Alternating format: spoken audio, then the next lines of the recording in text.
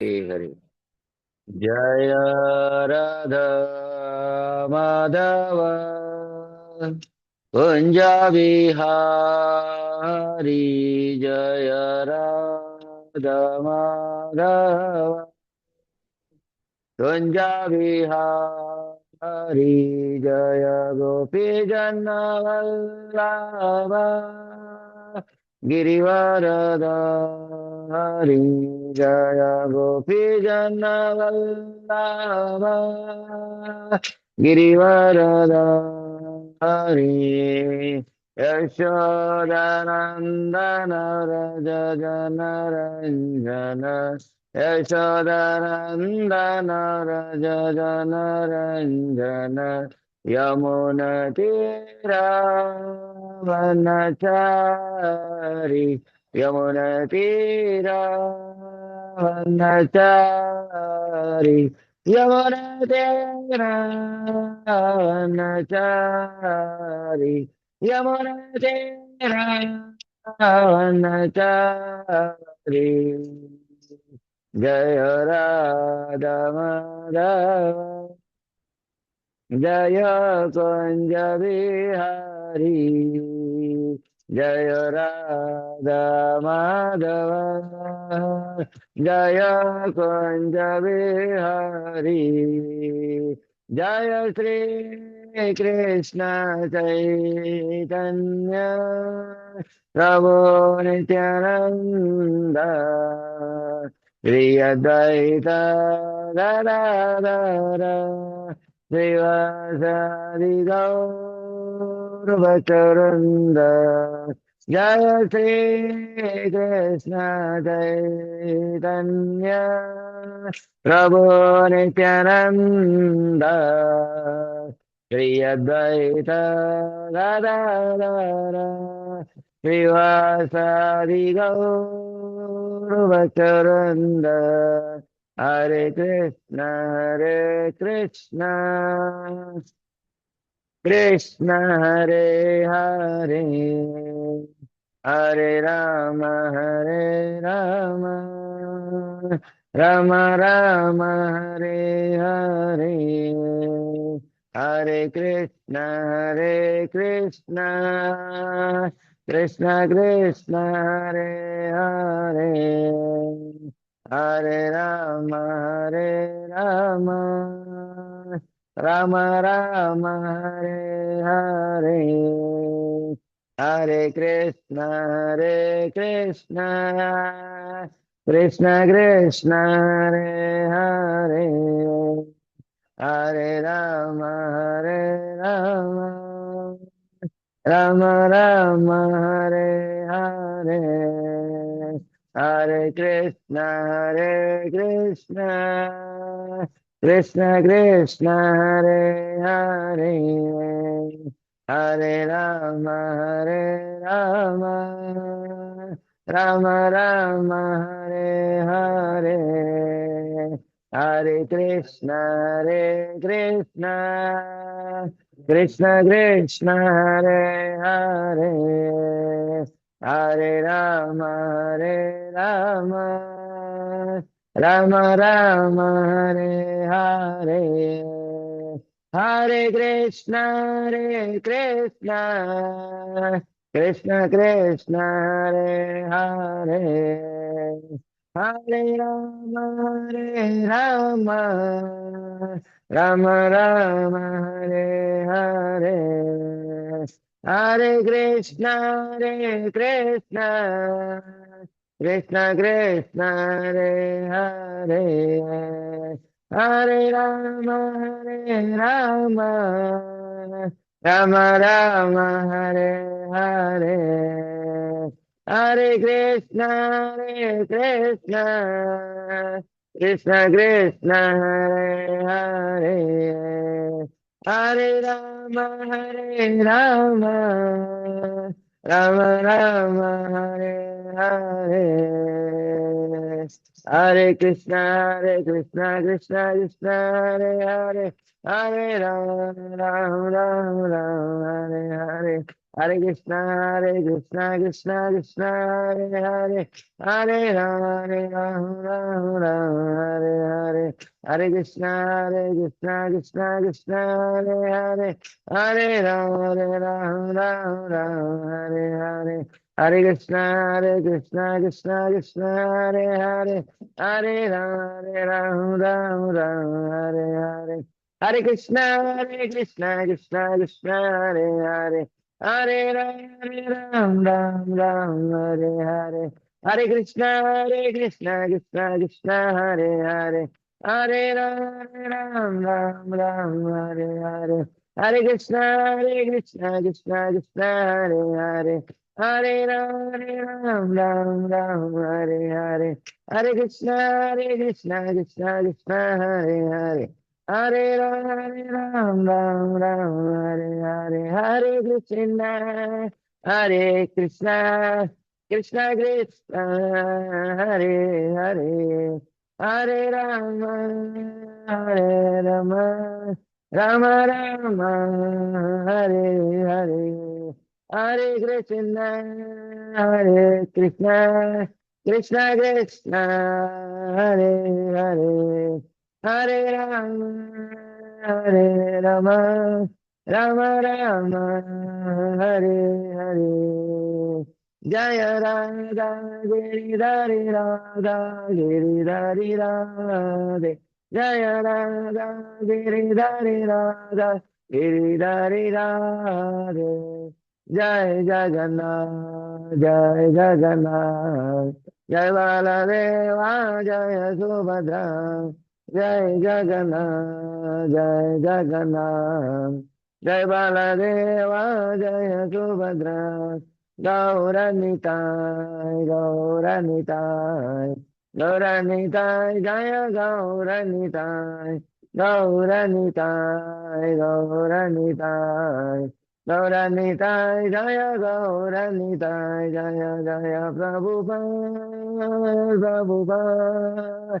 Prabhupada, Prabhupada, Jaya Jaya Prabhupada, Prabhupada, Prabhupada, Prabhupada, Nitai Gaura Haribol, Haribol, Haribol, Nitai Gaura Haribol, Nitai Gaura Haribol, Haribol, Haribol, Haribol. जय श्री श्री राधा गिरिधारी भगवान की जय। श्री श्री राधा गोविंद देव भगवान की जय। श्री श्री राधा श्याम सुंदर भगवान की जय। जगन्नाथ बलदेव सुभद्र मैया की जय। श्री श्री गौरनिताय की जय। जगत गुरु शील प्रभुपाद की जय। समवेत गौर भक्त वृंद की जय। निताय गौर सीतानाथ प्रेमानंदे हरि हरि बोल।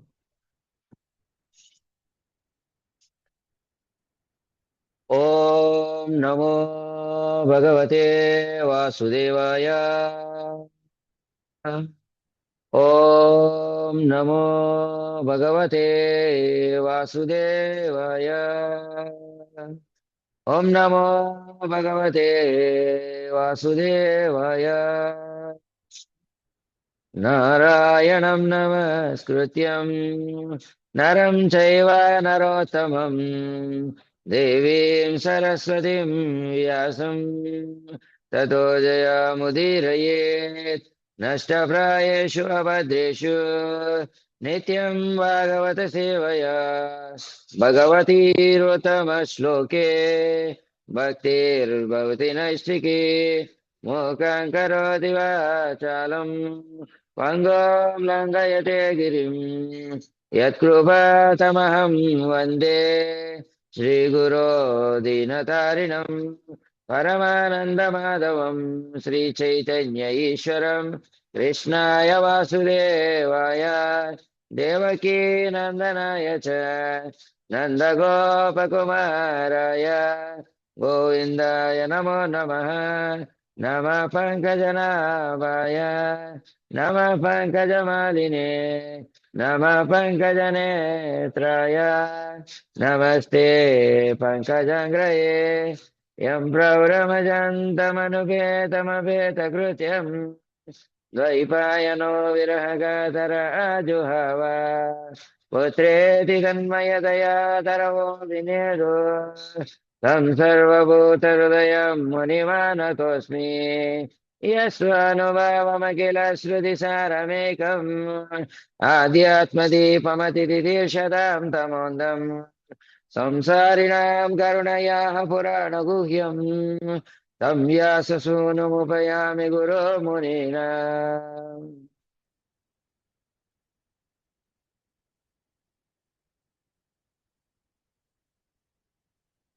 హరే కృష్ణ.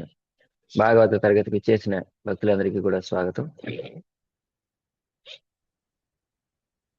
శ్రీమద్ భాగవతం భగవంతుని యొక్క దివ్యమైనటువంటి మహిమల్ని యథాతథంగా ప్రకటింపజేసేటటువంటి సంపూర్ణమైనటువంటి ఆధ్యాత్మిక సాహిత్యం శ్రీమద్ భాగవతం. అటువంటి శ్రీమద్ భాగవతాన్ని శ్రీపాద మధ్వాచార్యులు తిరోభవించినటువంటి విశేషమైనటువంటి పర్వదినం రోజున చర్చించుకోవటం మనందరి యొక్క సౌభాగ్యం.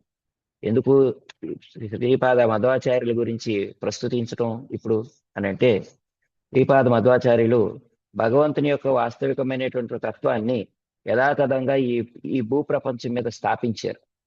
ఆ స్థాపించేటటువంటి క్రమంలో ఆ స్థాపనకు అడ్డుగోలుగా నిలిచినటువంటి అంశాలను ఖండించారు. ఆ ఖండించినటువంటి అంశాన్ని మాయావాదం అన్నారు. ఆ మాయావాద ఖండన చేసి ఆయన సమత స్థాపన చేశారు. ఈ యొక్క ధరిత్రి పైన భగవంతుని యొక్క దివ్యమైనటువంటి మహిమల్ని యథాతథంగా ప్రకటింపజేశారు. శ్రీమద్ భాగవతం యొక్క యథార్థమైనటువంటి రూపాన్ని ఈ ప్రపంచానికి పరిచయం చేశారు. కనుక ఆ శ్రీపాద మధ్వాచార్యులు తిరోభవించినటువంటి ఈ రోజున భాగవతాన్ని చెప్పుకోవటం మనందరి యొక్క సౌభాగ్యం. అయితే ఈ భాగవతంలో మనం నారద వ్యాస సంవాదం అయినటువంటి 6వ అధ్యాయాన్ని చెప్పుకుంటున్నాం. ఈ 6వ అధ్యాయం ఒక అద్భుతం. ఎందుకు అద్భుతం అని అంటే, భాగవతానికి ఇది మూలం. నారద వ్యాస సంవాదం లేకపోతే భాగవతం లేదు. గురు శిష్య పరంపరల గురించి మాట్లాడుకుంటారు చూడండి. ఆధ్యాత్మికమైనటువంటి అభ్యాసం చేసేటటువంటి సాధకునికి గురు శిష్య పరంపర అనేటటువంటి అనుబంధం ఉండాలి. గురు శిష్య పరంపరతో అనుబంధం లేకపోయినా, తాను ఒక గురువుకి అనుసంధానం కాకపోయినా, ఆ ఒక గురువుకి అనుసంధానుడయ్యి తాను శిష్యుడిగా కాకపోయినా భగవత్ తత్వం అతనికి అవగతం అవ్వటానికి అవకాశం లేదు. భగవద్భక్తిని అభ్యసించడానికి అవకాశం లేదు. తాను ఆధ్యాత్మికుడనని ఈ ప్రపంచానికి పరిచయం చేసుకోవటం అనేటటువంటిది కేవలం మిథ్య అవుతుంది, కానీ వాస్తవం అయితే కాదు. కనుక గురు శిష్య పరంపరానుగతంగా మనం ఈ భాగవతాన్ని ఆలకించాలి అని తెలుపుతున్నటువంటి అద్భుతమైనటువంటి సందర్భం నారద వ్యాస సంవాదంలో మనకి కనిపిస్తుంది. ఈ నారద వ్యాస సంవాదంలో పరమ గురువుగా నారద మహర్షి కనిపిస్తుంటే, ఆ నారద మహర్షి నుంచి ఉపదేశం పొందుతున్నటువంటి శిష్యునిగా వ్యాస మహర్షి మనకి దర్శనమిస్తున్నారు. ఈ యొక్క సంబంధం ఎలా కనిపిస్తుంది మనకి అని అంటే, సంవాదం రూపంలో కనిపిస్తుంది. గురువు గారిని శిష్యుడు ఎన్నో విధాలుగా ప్రశ్నిస్తున్నాడు. ఆ ప్రశ్నించడానికి మునుపు నమ్రతతో సమీపించి సేవిస్తూ ప్రశ్నిస్తున్నాడు.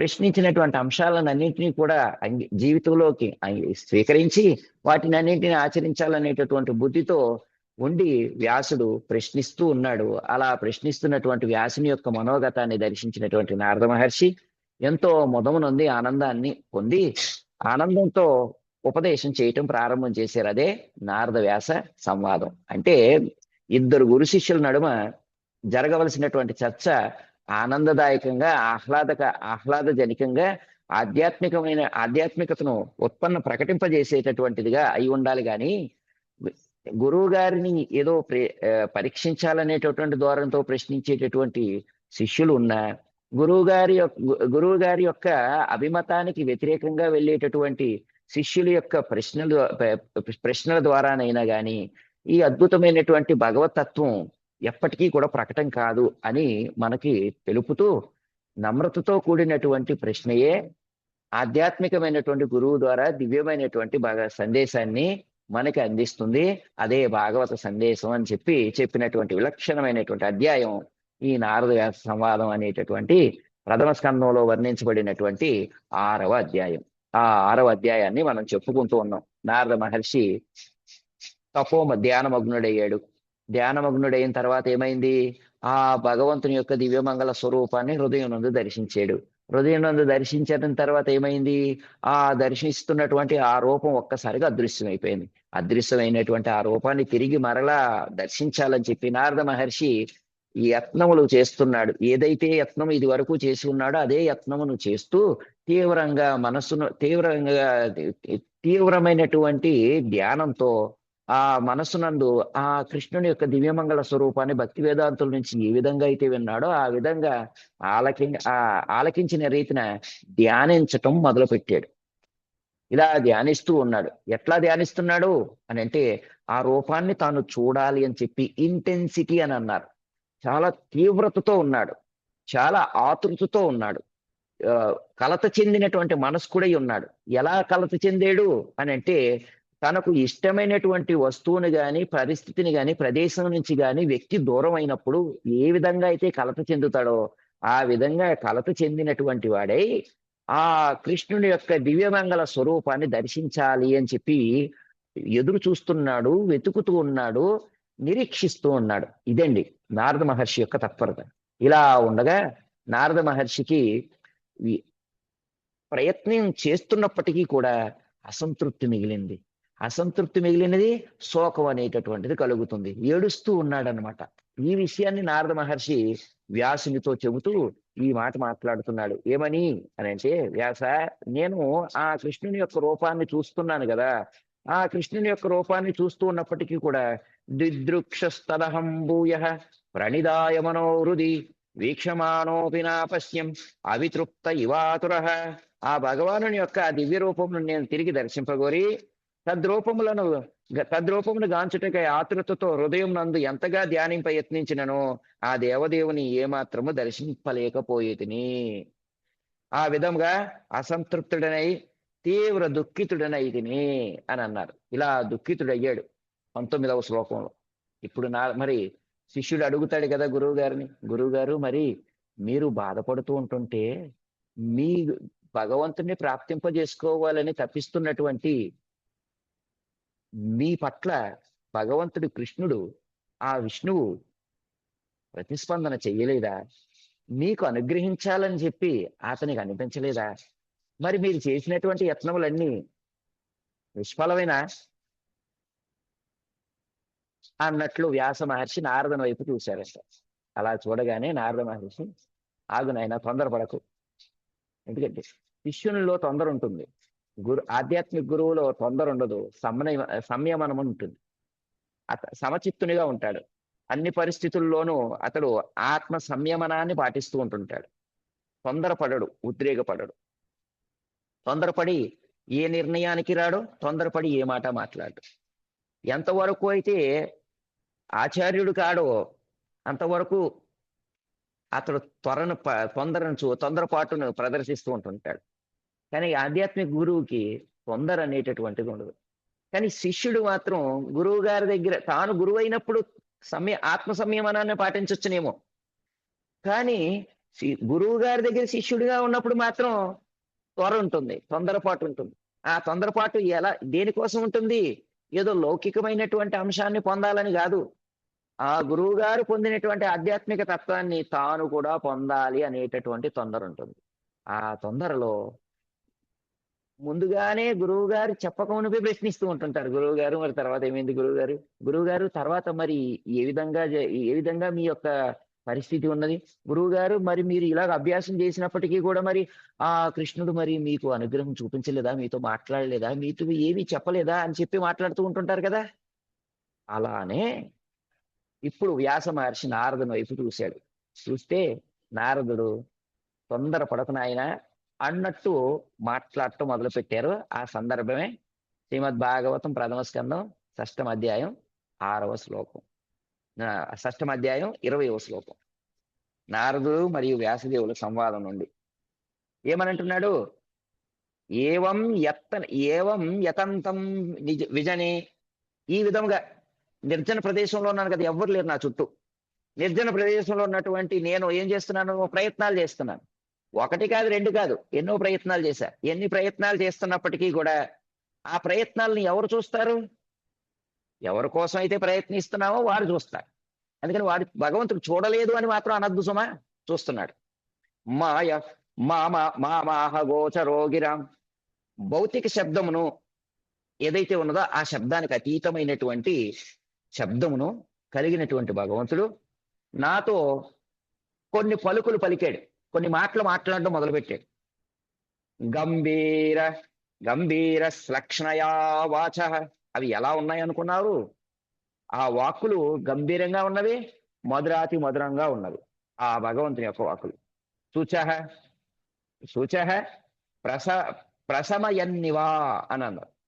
ఆ వాక్కులు వినగానే నాకు కోపం తొలగింది. ఏడ్చేటటువంటి నేను ఒక్కసారిగా నన్ను నన్ను ఓదార్చేటటువంటి ఓ వ్యక్తి ఒక్కరు లేరు నా చుట్టూ. ఒక్కడున్నాడు అనుకున్నాను, ఒక్కడున్నాడు ఆ భగవంతుడిని చూస్తూ ఉన్నాను, దాన్ని ధ్యానిస్తూ ఉన్నాను. ఆ ఒక్కడున్నాడు అనుకున్నటువంటి అతడు కనిపించకుండా దృశ్యమైపోయాడే అని చెప్పి ఏడుస్తున్నాడు నారద మహర్షి. అలా ఏడుస్తూ ఉంటుంటే ఇప్పుడు ఏమైంది? ఓదార్పును అందించేటటువంటి వాక్కు నాకు వినిపించింది. My dear Vyasadeva, my dear disciple, నా ప్రియమైనటువంటి శిష్యుడా అని చెప్పి 20వ శ్లోకం చెబుతున్నాడు. నా శోకం శమింపజేయటానికి మా స్వామి నాతో మాట్లాడాడు అని చెప్పి నవ్వుకుంటున్నాడట నారద మహర్షి. ఇది సందర్భం. ఏవం యతంతం విజనే ఏవం యతంతే విజనే మామాహ గోచరో గిరాం మామాహ గోచరో గిరాం గంభీరశ్లక్ష్ణయా వాచ గంభీరశ్లక్ష్ణస్యా వాచ శుచ ప్రశమయన్నివ శుచః ప్రశమయన్నివ. ఏవం యతంతం విజనే ఏవం యతం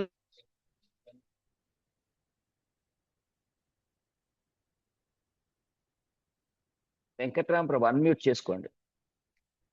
ఏవం యతంతం విజనే ఏవం యతంతం విజనే మామాహ గోచరో గిరాం మామాహ గోచరో గిరాం గంభీరశ్లక్ష్ణయా వాచ గంభీరశ్లక్ష్ణస్యా వాచ శుచ ప్రశమయన్నివ శుచః ప్రశమయన్నివ.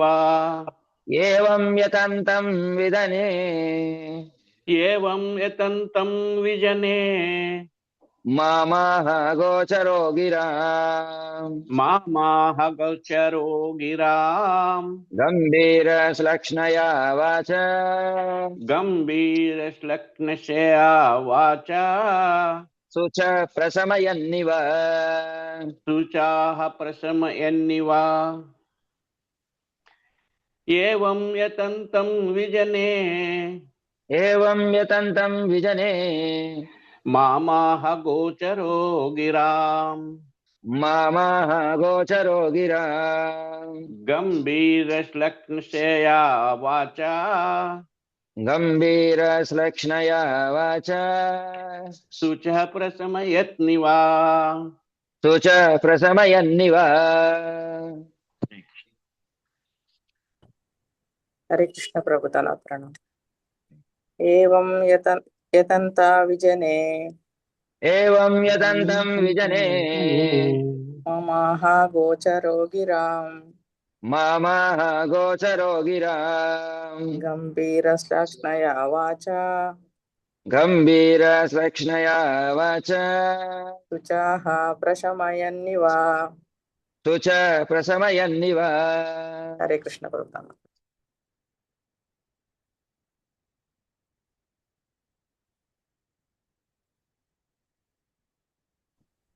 ఏవం యతంతం విజనే ఏవం యతంతం విజనే మామాహ గోచరో గిరాం మామాహ గోచరో గిరాం గంభీరశ్లక్ష్ణయా వాచ గంభీరశ్లక్ష్ణయా వాచ శుచః ప్రశమయన్నివ. శుచ ప్రశమయన్నివ.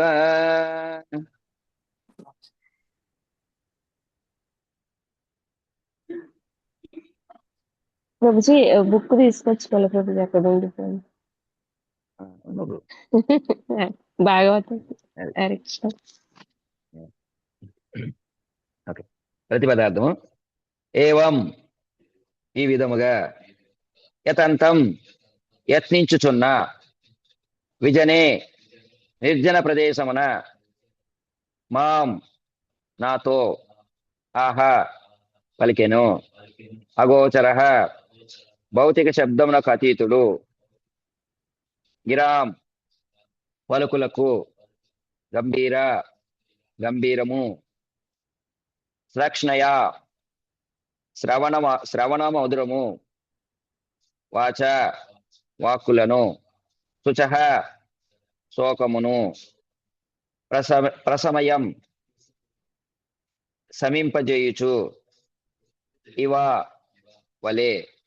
భావం భాష్యం చెప్పింది అభయ చరణారవింద భక్తి వేదాంత స్వామి ప్రభుపద్. జై శ్రీల ప్రభుపద్.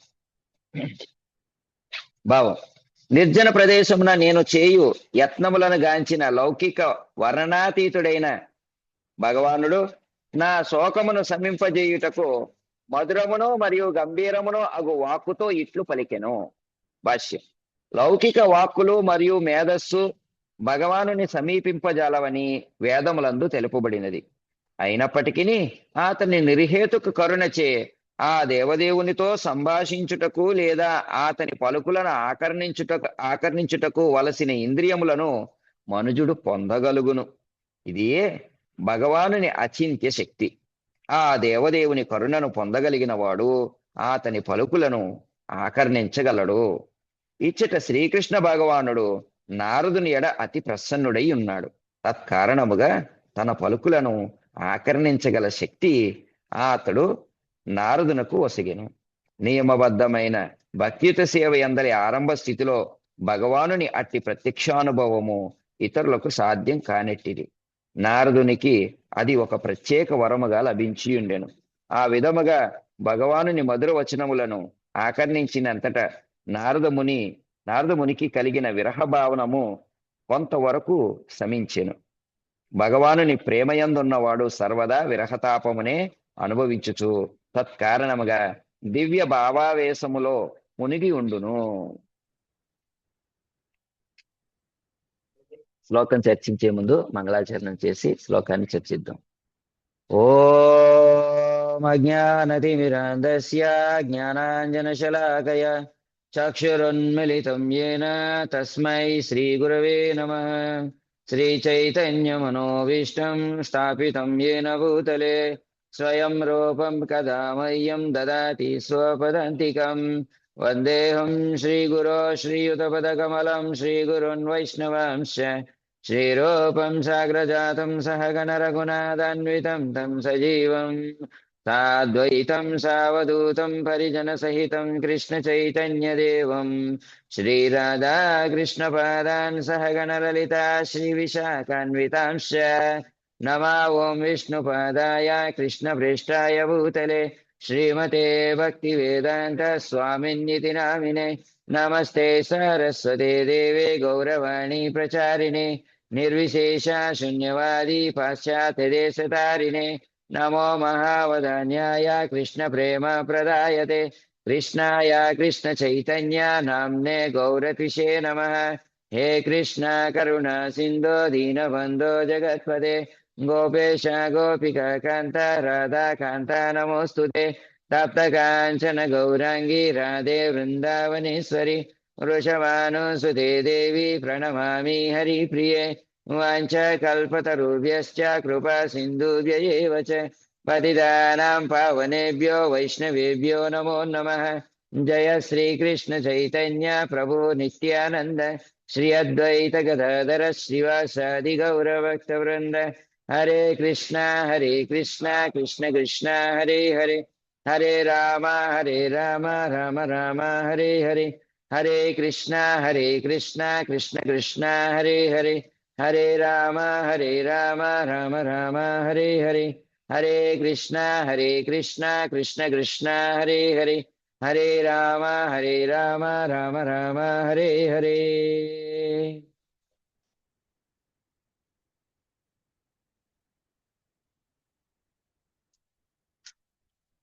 హరే కృష్ణ.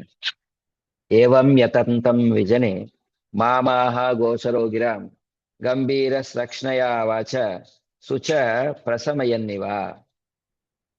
నిర్జన ప్రదేశమున నేను చేయుచున్న యత్నములను గాంచిన లౌకిక వర్ణనాతీతుడైన భగవానుడు నా శోకమును శమింపజేయుటకు మధురమును మరియు గంభీరమును అగు వాక్కుతో ఇట్లు పలికెను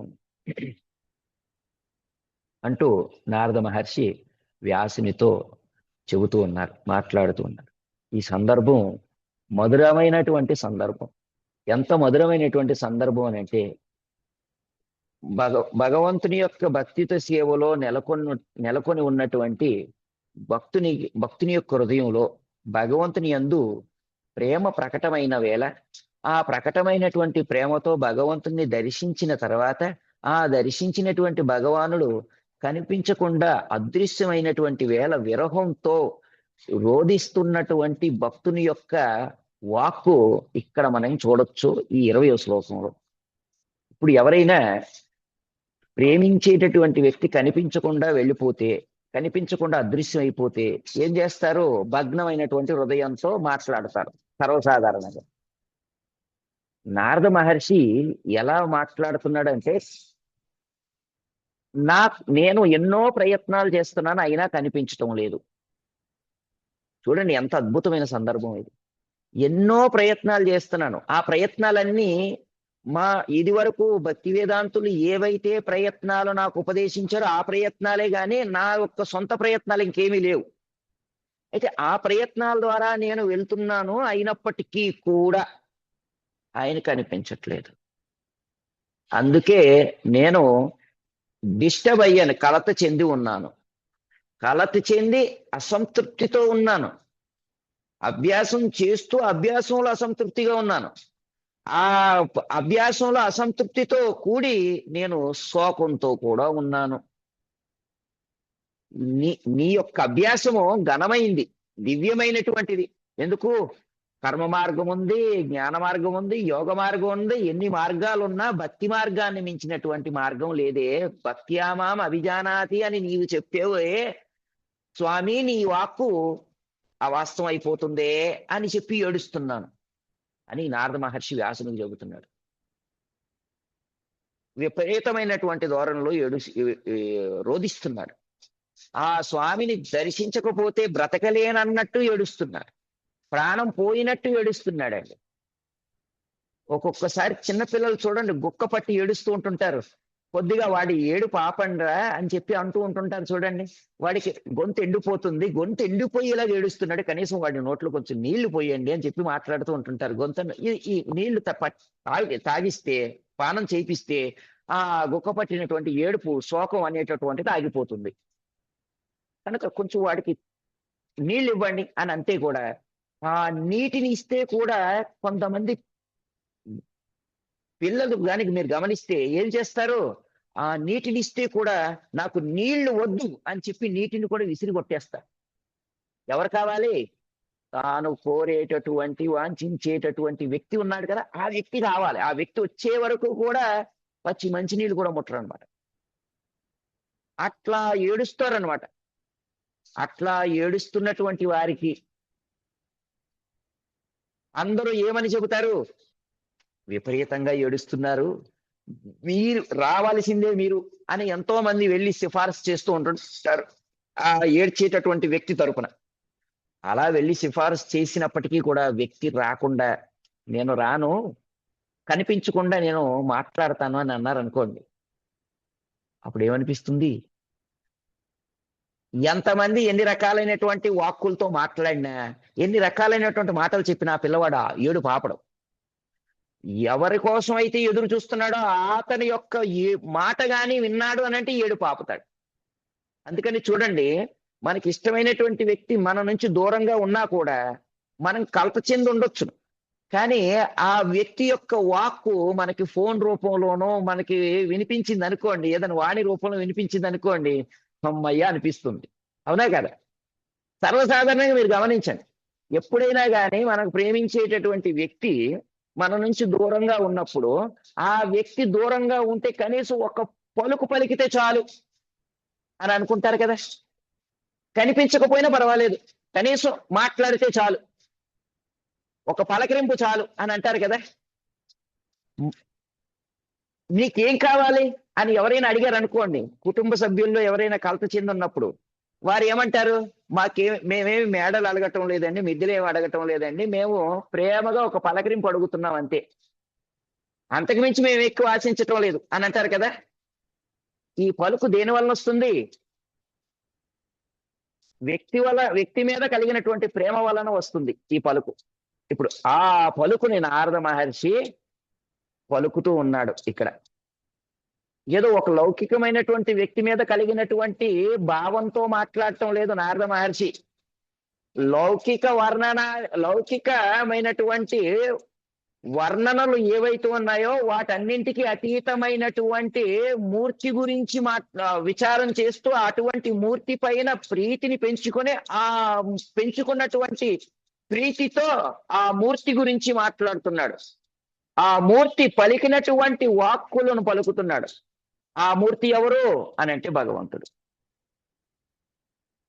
ఇది ప్రేమలో అభ్యున్నతి అంటే, భక్తిలో అభ్యున్నతి అంటే ఇది. వ్యక్తి కనిపించకున్నను వ్యక్తి యొక్క ఎప్పుడో ఒకసారి అలా పలకరిస్తే చాలు సంబరపడిపోతారు, ఆనందపడిపోతారు. ఎంత ఆనందంగా చెప్పుకుంటున్నాడో, మా స్వామి నాతో మాట్లాడాడు తెలుసా అని చెప్పుకుంటున్నాడు. ఒరే, నువ్వు ఎన్నో సంవత్సరాల నుంచి ప్రేమిస్తున్నానంటున్నావు, ఎన్నో సంవత్సరాల నుంచి అభ్యాసం చేస్తున్నానంటున్నావు, అతను మరి రావాలి కదా నీ దగ్గరికి అని అంటే, రాలేదు కానీ మాట్లాడాడు. ఎన్నిసార్లు మాట్లాడాడు? ఒక్కసారి మాట్లాడాడు అని. పిచ్చోడు నువ్వు అని చెప్పి అంటారు కదా. ఆ పిచ్చితనం చూసే జనానికి కనిపించదు కానీ ఆ ప్రేమలో ఉన్నటువంటి వ్యక్తికి మధురంగా కనిపిస్తుంది. ప్రేమను ఆస్వాదించేటటువంటి వ్యక్తులకి గొప్పదిగా కనిపిస్తుంది. అందుకనే భాగవతం అర్థం కావాలంటే భగవంతుని పట్ల ప్రేమను పెంపొందింపజేసుకున్నటువంటి భక్తులకు చక్కగా అర్థమవుతుంది. భగవంతుని పట్ల ప్రేమను పొందటానికి ప్రయత్నించేటటువంటి వారికి అర్థమవుతుంది, తక్కిన వారికి అర్థం కాదండి. అందుకని ఈరోజు శ్లోకంలో ఒక మాట అన్నారు చూడండి. ఏమన్నారు? మామాహ గోచరోగిరా అని అన్నారు. భగవంతుని యొక్క వాక్కు ఎట్లాంటిది? భౌతిక శబ్దానికి అతీతమైనటువంటి వాక్కు.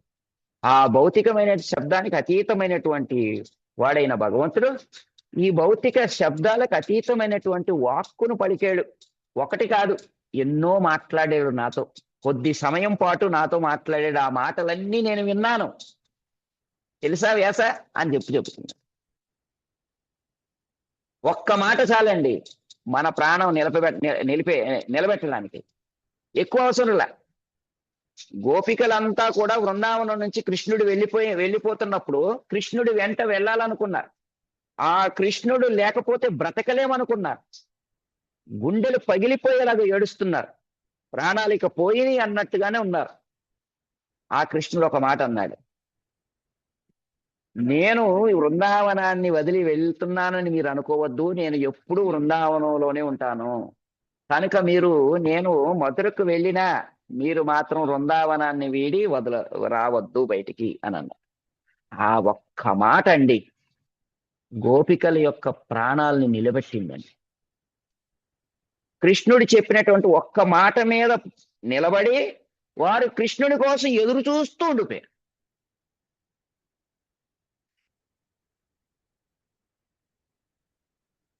నారద మహర్షి ఇప్పుడు అవే మాటలను చెబుతున్నాడు. మా స్వామి నాతో మాట్లాడాడు, ఈ పలుకులన్నీ మాట్లాడు. మామాహ గోచరోగిరా. ఈ ఆర్డినరీ వర్డ్స్ కాదు మై డియర్ వ్యాస, నా ప్రియమైన శిష్యుడా. ఇవి సామాన్యమైనటువంటి పదాలు కాదు, సామాన్యమైనటువంటి పలుకులు కావు. ఈ లౌకిక జగత్తులో ఉండేటటువంటి లౌకికమైనటువంటి వ్యక్తులు చెప్పేటటువంటి మాయ మాటలు కాదు మా స్వామి చెప్పినవి. మా స్వామి చెప్పాడు అని అంటే తప్పక అవి నెరవేర్చుతాడు. అటువంటి వాడు, ఆ మాట మీద నిలబడేటటువంటి వాడు ఆయన. అటువంటి స్వామి నాతో మాట్లాడాడు. ఒకటి కాదు, ఎన్నో మాట్లాడాడు. ఆ మాటలన్నీ నీకు చెబుతాను అని చెప్పి 20వ శ్లోకంలో ఈ మాటలు చెబుతున్నారు. ప్రభుపాదుల వారు ఈ శ్లోకానికి అద్భుతమైనటువంటి భాష్యాన్ని ఇచ్చారు. ఆ భాష్యం ఎట్లా ప్రారంభం చేశారు అని అంటే మామాహ గోచరోగిరామ్ అనే శబ్దం ఉంది కదా, ఆ శబ్దాన్ని తీసుకొని మొదలు పెట్టారు భాష్యాన్ని వివరించడం అనేటటువంటిది. భౌతిక భౌతిక శబ్దమునకు అతీతమైనటువంటి వాడు భగవంతుడు, భౌతికమైనటువంటి రూపమునకు అతీతమైనటువంటి వాడు, భౌతికమైనటువంటి వర్ణనలు ఏవైతే ఉన్నాయో వాటన్నింటికి అతీతమైనటువంటి వాడు భగవంతుడు అని చెప్పి ఉన్నది కదా. మామాహ గోచరోగిరాం అని ఆ శబ్దాన్ని తీసుకొని ప్రభుపాదుల వారు వివరించారు. ఎలా వివరించారు అని అంటే, భగవంతుని యొక్క పలుకులు లౌకికమైనటువంటి పలుకులు లాంటివి కావు. బ్రహ్మం అన్నారు, బ్రహ్మార్పణం బ్రహ్మవిర్ బ్రహ్మాగ్నౌ బ్రహ్మణాహుతం బ్రహ్మైవతేన గంతవ్యం బ్రహ్మ కర్మ సమాధిన. అంతా ఆధ్యాత్మికమే. లౌకికత్వం అనేటటువంటిది కనిపించదండి. అందుకని ఆధ్యాత్మికమైనటువంటి అభ్యాసం చేసేటటువంటి వారికి భౌతికత్వం అనున్నది లేదండి. ప్రభుజీ నేను కొద్దిసేపు భౌతికమైన పనుల్లో నిమగ్నం అవుతాను అని అన్నట్టు ఉండదండి. అసలు ఆధ్యాత్మికమే ఉంటుంది తప్పితే లౌకికత్వం కనిపించదండి ఎక్కడా కూడా. కొద్దిసేపు ఆధ్యాత్మికత ఉంటానండి, కొద్దిసేపు నేను భౌతికత్వంలో ఉంటానని ఉండదు.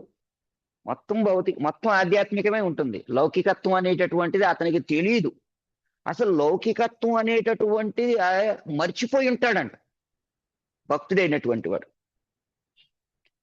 భక్తుడే లౌకికత్వాన్ని మర్చిపోయాడు అని అంటే దేని చేత మర్చిపోయాడు అంటే పరిపూర్ణమైనటువంటి ఆధ్యాత్మికుడిని ఆశ్రయించినటువంటి కారణం చేత మరిచాడు. అటువంటి ఆధ్యాత్మికమైనటువంటి వ్యక్తిని దర్శించాలన్నా, ఆధ్యాత్మికమైనటువంటి స్వరూపుడు మాట్లాడేటటువంటి పలుకులను ఆలకించాలన్నా లౌకికత్వం అన్నది ఉండకూడదు. లౌకికత్వం ఉన్నా, లౌకికమైనటువంటి భావనలు ఉన్నా, లౌకికమైనటువంటి భోగముల పట్ల లాలస ఉన్నా, లౌకికమైనటువంటి బుద్ధి ఉన్నా, ఆ భగవంతుని యొక్క అలౌకికమైనటువంటి వాక్కులను మనం వినటానికి ఆస్కారం లేదు. అలౌకికమైనటువంటి వాక్కులను ఆలకించాలంటే అలౌకికమైనటువంటి స్థితిని పొందాలి. దానికి ఒక యోగ్యత కావాలి. అంటే నిరంతరమైనటువంటి అభ్యాసం ద్వారా పవిత్రులు కావాలి.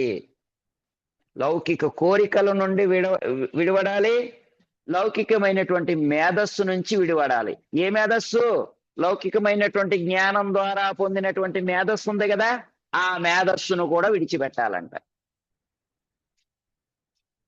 అది విడిచిపెడితే భగవంతుడు లభిస్తాడు. భగవంతుని యొక్క వాక్కులు వినిపిస్తాయి, అంతవరకు వినిపించదు. ఆ వాక్కు మొట్టమొదటి ఎక్కడి నుంచి వినిపిస్తుంది? అంతరం నుండి వినిపిస్తుంది. అంటే పరమాత్మ నుండి వినిపిస్తుంది. పరమాత్మ అందరితోనూ మాట్లాడతాడు. సర్వస్యచాహం హృది సన్నివిష్టో, అందరి హృదయాల్లోనూ ఉన్నాడు అతగాడు.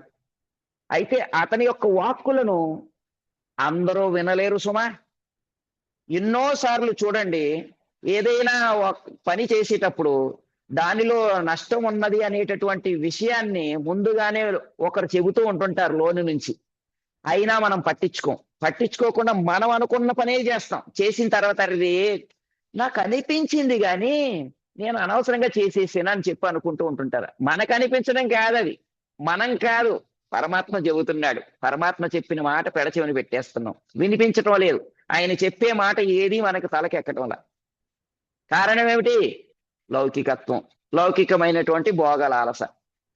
లౌకికమైనటువంటి భోగలాలస ఉన్నా, లౌకికమైనటువంటి బుద్ధి ఉన్నా, లౌకికమైనటువంటి కార్యములందు నియుక్తం అయ్యేటటువంటి పరిస్థితి ఉన్నా, ఆ భగవంతుని యొక్క దివ్యమైనటువంటి వాక్కు మన యొక్క చెవిన కాదు, మనస్సునందు కాదు కదా, చెవిలోనికి కూడా చేరదంట.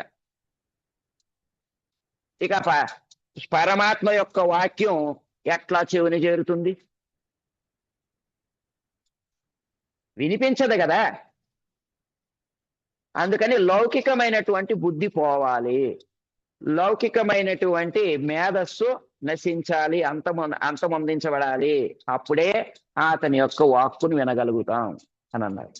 అయితే లౌకికమైనటువంటి బుద్ధి అంటే అర్థమైంది, లౌకికమైనటువంటి కోరికలతో కూడినటువంటి మనస్సు అంటే అర్థమైంది, లౌకికమైనటువంటి కార్యాలంటే అర్థమైంది. భగవంతు ఆధ్యాత్మికతను అందించేటటువంటి అంశానికి విరుద్ధమైంది. ఇంకా చెప్పాలంటే ఏవైతే ఈ పొందినటువంటి శరీరానికి ఉన్నటువంటి ఇంద్రియములు ఉన్నవి కదా, ఆ ఇంద్రియములను సంతృప్తి పరుచుకోవాలని చేసేటటువంటి కర్మలు ఇవి లౌకిక కర్మలు. కంటికి కనిపించే ప్రతిదానిపైన అజమాయిషీ చెయ్యాలనే బుద్ధి, కంటికి కనిపించే ప్రతిదానిని తానే పొందాలి, తానే అనుభవించాలనేటటువంటి బుద్ధి, ఇది లౌకికమైనటువంటి బుద్ధి, లౌకికమైనటువంటి భోగ బుద్ధి. ఈ బుద్ధి తొలగాలి. ఈ బుద్ధి తొలగనిదే అతని యొక్క వాక్కు వినలేరు. ఇంకొక మాట ఏమన్నారు, లౌకికమైనటువంటి మేధస్సు రెండు రకాలుగా ఉంటుంది. ఒకటి ఈ ప్రాపంచికమైనటువంటి తత్వములు ఉన్నవి కదా, ఆ తత్వాలను అధ్యయనం చేసేటటువంటి చదువులు ఉన్నవి, ఎన్నెన్నో చదువులు. భగవంతుని యొక్క దివ్యమైనటువంటి తత్వాన్ని కనుమరుగు చేసి మైమరిపింపజేసేటటువంటి అంశాలతో కూడినటువంటి వైవిధ్యభరితమైనటువంటి విద్యా విధానం ఉంది ఈ రోజున. అటువంటి విద్య వలన భగవంతుని యొక్క వాక్కులు ఎవ్వరూ వినలేరు. భగవంతుని యొక్క వాక్కులన్నీ కూడా శాస్త్రాల రూపంలో చక్కగా పొందుపరచబడ్డాయి. నేటి కాలపు అధునాతన విద్యను అభ్యసించేటటువంటి వ్యక్తులకి భగవద్గీత చదవండి, భాగవతం చదవండి అని చెప్పి మాట్లాడితే ఏమంటారు? ఇవన్నీ ట్రాష్ అండి, ఎవరో రాసినవి అంటారు. ఎవరో రాసినవి అనేటటువంటి వాడు ఎవరో రాసినటువంటి పుస్తకాలు పట్టుకొని పండితుడు అని చెప్పి చదువుకుంటూ ఉంటుంటాడు. చూడండి ఎంత అజ్ఞానము. నాకు ఇచ్చ లేదు అని చెప్పొచ్చు, నేను చదవనండి, నాకు చేత కాదండి, భగవద్గీత భాగవతం అర్థం చేసుకునే బుద్ధి లేదు అని ఒప్పుకుంటే బాగుంటుంది. అంతే తప్పితే ఒప్పుకునేటటువంటి బుద్ధి లేదు సరికదా, దివ్యమైనటువంటి సాహిత్యాన్ని విమర్శించేటటువంటి బుద్ధి పొందేడు. దేనివలన? లౌకికమైనటువంటి విద్యను అభ్యసించడం వలన. మరి ఇటువంటి విద్య ఉంటే శాస్త్రవాక్యమే వెళ్ళనప్పుడు పరమాత్మ వాక్యం ఎట్లా వినిపిస్తుంది? ఉన్నాడని ఎలా కనిపిస్తుంది అంటే అనిపించదు కనుక లేనివాడు వినిపించడు. అయినప్పటికీ లేడన్నా కూడా ఆయన మాట్లాడుతూనే ఉంటాడు. ఎందుకంటే పిల్లవాడిని చెయ్యి వదిలేస్తే, తల్లి పిల్లవాడిని చెయ్యి వదిలేస్తే పిల్లవాడు ఏమైపోతాడు అనేటటువంటి ఆరాటం, బెంగ తల్లికి ఉంటుంది. పిల్లవాడికి ఉండదమ్మా, పిల్లవాడికి అసలు కనిపించదు. రోడ్డు చక్కగా దాటేస్తూ ఉంటుంటాడు, నేను నా చెయ్యి వదిలమ్మా నేను దాటేస్తాను అంటుంటాడు. కానీ తల్లి ఏం చేస్తుంది? చేయి పట్టుకుంటుంది. తండ్రి ఏం చేస్తాడు? చేయి పట్టుకుంటాడు. ఎందుకు? ప్రేమ. ఏమైపోతాడో నేను వదిలేస్తే అని చెప్పి. అలానే నా 84 లక్షల యోనుల్లో సంచరించడానికి సన్నద్ధుడయ్యి భోగలాలతో పరుగులు పెడుతూ ఉంటుంటే కూడా, ప్రయాణిస్తూ ఉంటుంటే కూడా ప్రతి ఒక్క దేహంలోనికి కూడా పరుగులు పెట్టుకుంటూ మన చేయి పట్టుకుని వస్తున్నాడు పరమాత్మ రూపంలో. విడవలేదు. మాట వినకుండా మళ్ళీ మళ్ళీ చెబుతూనే ఉన్నాడు. ఎందుకండి వాడు మాట వినట్లేదు కదా, ఎందుకు చెబుతున్నారు అని అంటే, ఒక్కసారి చెబితే పెడచెవిని పెట్టాడు, మళ్ళీ మళ్ళీ చెబితేనైనా వింటాడేమో అని మళ్ళీ మళ్ళీ చెబుతున్నాను అని చెప్పంట. ఇది ఆయన బుద్ధి. అలా ఎన్నిసార్లు చెప్పినా పెడచెవిని పెడుతూనే ఉంటాం. ఎంతవరకు? లౌకికమైనటువంటి బుద్ధి, లౌకికమైనటువంటి లాలస, లౌకికమైనటువంటి ఇంద్రియ తృప్తి యందు అభిలాష ఉన్నంత వరకు ఈ పరమాత్మ యొక్క వాక్కులను పెడచెవిని పెడతాం. ఇప్పుడు నారద మహర్షి ఎట్లా ఉన్నాడు? లౌకికమైనటువంటి కోరికలతో నిన్నున్నాడా, లౌకికమైనటువంటి భావాలతో నిన్ను ఉన్నాడా అని అంటే వీటికి అతీతంగా ఉన్నాడు కనుకనే వినగలిగాడు. ఇంకొక మాట ఏమిటి? లౌకికమైనటువంటి బుద్ధి గురించి మాట్లాడుతూ లౌకికమైనటువంటి విద్య వలన కలిగేటటువంటి అనర్థం గురించి మాట్లాడాం. భగవంతుని యొక్క వాక్కును వినలేమని. ఇంకొక బుద్ధి కూడా ఉన్నది. ఏమిటా బుద్ధి?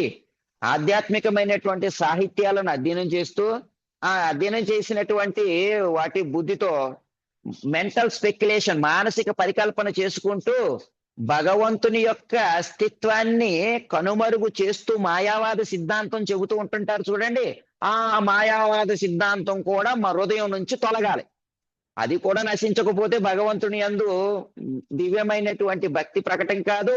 ఆ భగవంతుని యందు దివ్యమైనటువంటి భక్తి ప్రకటన కాకపోతే ఆ భగవంతుని యొక్క దివ్యమంగళ స్వరూపం స్పృహా దర్శనంగా ఒక్కసారి కూడా మనకి దర్శనం ఇవ్వదు. ఆ దర్శనం ఇవ్వకపోతే ఆ దర్శనం ఇవ్వకపోతే అతని యొక్క వాక్కును వినటానికి యత్నం చెయ్యం నారద మహర్షిలాగా. అందుకని ఆధ్యాత్మికమైనటువంటి అభ్యాసం పేరుతో ఆధ్యాత్మిక సాహిత్యాలను అన్నింటినీ అధ్యయనం చేసిన తర్వాత మానసిక పరికల్పన చేసుకుంటూ భగవంతునికి రూపం లేదు అంటూ నిరాకార బ్రహ్మం గురించి చింతన చేసేటటువంటి బుద్ధి పోవాలి. తర్వాత భగవంతుడు ఉన్నాడు, ఆ భగవంతుని యొక్క అంశలుగా మనమంతా ఉన్నాము. అయితే మనం అంతా కూడా అభ్యాసం చేసిన తర్వాత తిరిగి మరలా భగవంతులం అయిపోవచ్చు అని మాట్లాడేటటువంటి తత్వం ఉన్నది కదా, ఆ తత్వ భావన మన నుండి పోవాలి, మన నుంచి నశించాలి. దీనినే మాయావాద తత్వం అని అన్నారు. ఈ మాయావాద తత్వం నశించాలి. ఈ మాయావాద తత్వం నశించాలి అని అంటే జై శ్రీ శ్రీ జగన్నాథ్ బలదేవ్ సుభద్రమయ్యకి జై, శ్రీ శ్రీ రాధా శ్యామ సుందర్ భగవానికి జై, శ్రీ శ్రీ గౌరనితాయికి జై, జగద్గురు శీల ప్రభుపాదికి జై. ఈ మాయావాద తత్వం మన నుండి నశించాలి అని అంటే మాయావాదమును ఖండన చేసినటువంటి, మాయావాదాన్ని అంతమొందింపజేసినటువంటి శ్రీపాద మధ్వాచార్యుల యొక్క దివ్యమైనటువంటి అనుగత్యలోనికి రావాలి. ఎంతవరకు అయితే శ్రీపాద మధ్వాచార్యుల యొక్క దివ్యమైనటువంటి పరంపరతో అనుసంధానం కారో, ఆ సిద్ధాంతాన్ని ఎంతవరకు అధ్యయనం చెయ్యరో, ఆ సిద్ధాంతాన్ని ఎంతవరకు అనుసరించరో, అంతవరకు ఒక వ్యక్తి యొక్క హృదయంలో భగవంతుని యందు భక్తి ప్రకటన కాదు. భక్తి ప్రకటన కాకపోతే ఆ భగవంతుని యొక్క దివ్యమైనటువంటి వాక్కులను వినటానికి అవకాశం లేదు. ఎందుకు అనంటే సాక్షాత్తుగా ఆ మధ్వాచార్య నారద మహర్షి ఉన్నారు కదా, నారద మహర్షి యొక్క దివ్యమైనటువంటి పరంపరలోని వాడు. నారదుని తర్వాత వ్యాసుని తర్వాత మధ్వాచార్యులు వచ్చారు. దేనికి వచ్చారు? వ్యాసుని యొక్క దివ్యమైనటువంటి సిద్ధాంతాన్ని యావత్ ప్రపంచానికి పరిచయం చెయ్యటానికి, వ్యాసుని యొక్క అభీష్టాన్ని నెరవేర్చడానికి మధ్వాచార్యగా ప్రకటమయ్యారు. అందుకని మధ్వాచార్యుని ఎంతవరకు అయితే ఒక వ్యక్తి తలవడో, ఎంతవరకు అయితే మధ్వాచార్య యొక్క పాదపద్మ శ్రీ చరణాలని ఆశ్రయించడో, ఎంతవరకు అయితే మధ్వాచార్యుల యొక్క సిద్ధాంతాన్ని అధ్యయనం చేయడో, ఎంతవరకు అయితే మధ్వాచార్య సిద్ధాంతం ప్రకారం ప్రవర్తించడో, అంతవరకు ఒక వ్యక్తి భగవంతుని యొక్క వాక్కులను ఆలకించడానికి అవకాశమే లేదు. అవి వినిపించవంట. అందుకని భగవంతుని యొక్క వాక్కులను ఆలకించాలి అని అంటే యోగ్యత కావాలి. ఆ యోగ్యత ఏమిటి? గురు శిష్య పరంపరతో అనుసంధానం కావాలి. గురు శిష్య పరంపరతో అనుసంధానమైనటువంటి దివ్యమైనటువంటి శిష్యునిగా మారాలి. అటువంటి భగవంతుని యొక్క వాక్కులు మనకు వినిపించేటటువంటి పరంపరలు 4 ఉన్నాయి. ఈ పరంపరలను భగవంతుడే స్వయంగా సృష్టి చేశాడు. భగవంతుడే స్వయంగా యోగ్యతనిచ్చాడు ఈ పరంపరలకి. వాటినే బ్రహ్మ సాంప్రదాయం, రుద్ర సాంప్రదాయం, శ్రీ సాంప్రదాయం, కుమార సాంప్రదాయం అని అన్నారు. ఈ 4 సాంప్రదాయాల ద్వారా లభించేటటువంటిదే భగవత్ సంబంధమైనటువంటి జ్ఞానం తప్పితే ఈ 4 పరంపరలకు కాకుండా భిన్నంగా వచ్చేటటువంటిది ఏ జ్ఞానమైనా కూడా మిథ్యయే. పరిపూర్ణమైనటువంటి భగవద్ విజ్ఞానం లభించాలి అని అంటే ఈ 4 పరంపరల ద్వారానే మనం సమీపించాలి అని అన్నారు.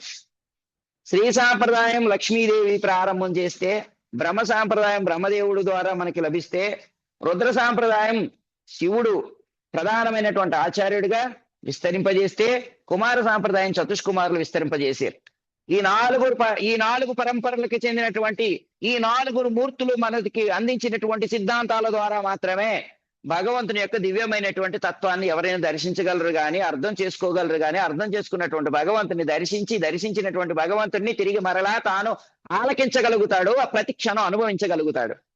లేకపోతే అనుభవించలేడు. అదేమిటండి? ఈ 4 పరంపరల ద్వారానే, ఈ 4 పరంపరల్లో ఉండేటటువంటి సిద్ధాంతం ద్వారానే ఆ భగవంతుని అనుభవించవచ్చు అని అంటున్నారు. అంటే తక్కిన పరంపరల ద్వారా అనుభవించలేమా? మరి తక్కినవి పరంపరలు కావా అంటే కాదు. అదేమిటండి? కాదంటే మరి ఇవన్నీ ఏమిటి అని అంటే, ఇది అర్థం చేసుకోవడం ఒక చిన్న ఉదాహరణ చెబుతా. ఇప్పుడు ఈ ప్రపంచంలో విద్యను అందించేటటువంటి విద్యా సంస్థలు ఉన్నాయి. ఆ విద్యా సంస్థల్లో ప్రభుత్వ గుర్తింపు పొందినటువంటి విద్యా సంస్థలు ఉంటాయి, ప్రభుత్వ గుర్తింపు పొందినటువంటి పాఠశాలలు ఉంటాయి. ఇంకొన్ని ఏమిటి? ట్యూషన్స్ అని ఉంటాయి. అవి సాయంకాల వేళ పాఠాలు చెబుతూ ఉంటుంటారు. చెప్పేవి పాఠాలే అయినా గుర్తింపు పొందనటువంటి సంస్థలు, గుర్తింపు పొందనటువంటి శిక్షణాలయాలు. అందుకని గుర్తింపు పొందాలి అని చెప్పి అంటారు. గుర్తింపు పొందనటువంటి ఏ ఒక్క శిక్షణాలయం ద్వారా పొందినటువంటి విద్య ప్రామాణికంగా కాదు, అది ప్రామాణికమైందిగా చెప్పబడదు. భగవంతుడే ఈ మాట చెబుతున్నాడు. మిగతావన్నీ ఎట్లాంటివి? ఈ 4 పరంపరలు కాకుండా తక్కిన వాటి ద్వారా లభించేటటువంటి జ్ఞానం అంతా ఎటువంటిది అని అంటే ట్యూషన్స్ ద్వారా నేర్చుకునేటటువంటి జ్ఞానం లాంటిది అంతే. ఎవరైనా ట్యూషన్లో చదువుకున్నంత మాత్రాన పట్టభద్రుడైపోతాడండి, పట్టా పొందుతాడండి, డిగ్రీ పొందుతాడండి? పొందలేడు కదండి. డిగ్రీ పొందాలంటే గుర్తింపు పొందినటువంటి విద్యా సంస్థ ద్వారా మాత్రమే అధ్యయనం చేయాలి. ఆ విద్యా సంస్థల్ని భగవంతుడి కృష్ణుడు స్వయంగా పరిచయం చేస్తున్నాడు. శ్రీ సాంప్రదాయం ద్వారా, బ్రహ్మ సాంప్రదాయం ద్వారా, రుద్ర సాంప్రదాయం ద్వారా, కుమార సాంప్రదాయం ద్వారా. ఈ సాంప్రదాయం ద్వారా మీరు వెళ్తేనే గుర్తింపు పొందినటువంటి ఆధ్యాత్మికులు అవుతారు. కానీ ఈ సాంప్రదాయాలను తప్పించి మీరు ఏ విధంగా నేర్చుకున్నా గుర్తింపు పొందబడరు అని చెప్పేశాడు. ఎందుకు? భగవంతుడు గుర్తించాలి అనంటే తనను ప్రాప్తింపజేసేటటువంటి జ్ఞానం నందు రతుడు కావాలి. అలా రతుడు కావాలి అంటే ఈ 4 పరంపరల్లో ఏదో ఒక పరంపరకు అనుసంధానుడు కావాలి. అయితే ఇప్పుడు మనం ఈ 4 పరంపరల గురించి మాట్లాడుకోము, ప్రత్యేకించి బ్రహ్మ సాంప్రదాయం గురించి మాట్లాడుకుంటాం. ఎందుకు బ్రహ్మ సాంప్రదాయం గురించి మాట్లాడుకోవటం అని అంటే, శ్రీ సాంప్రదాయం ఉన్నది. శ్రీ సాంప్రదాయం లక్ష్మీదేవి ద్వారా ప్రారంభమైందన్న. బ్రహ్మ సాంప్రదాయం బ్రహ్మదేవుడి ద్వారా ప్రారంభమైందన్నాం. రుద్ర సాంప్రదాయం శివుని ద్వారా ప్రారంభమైందన్నాం.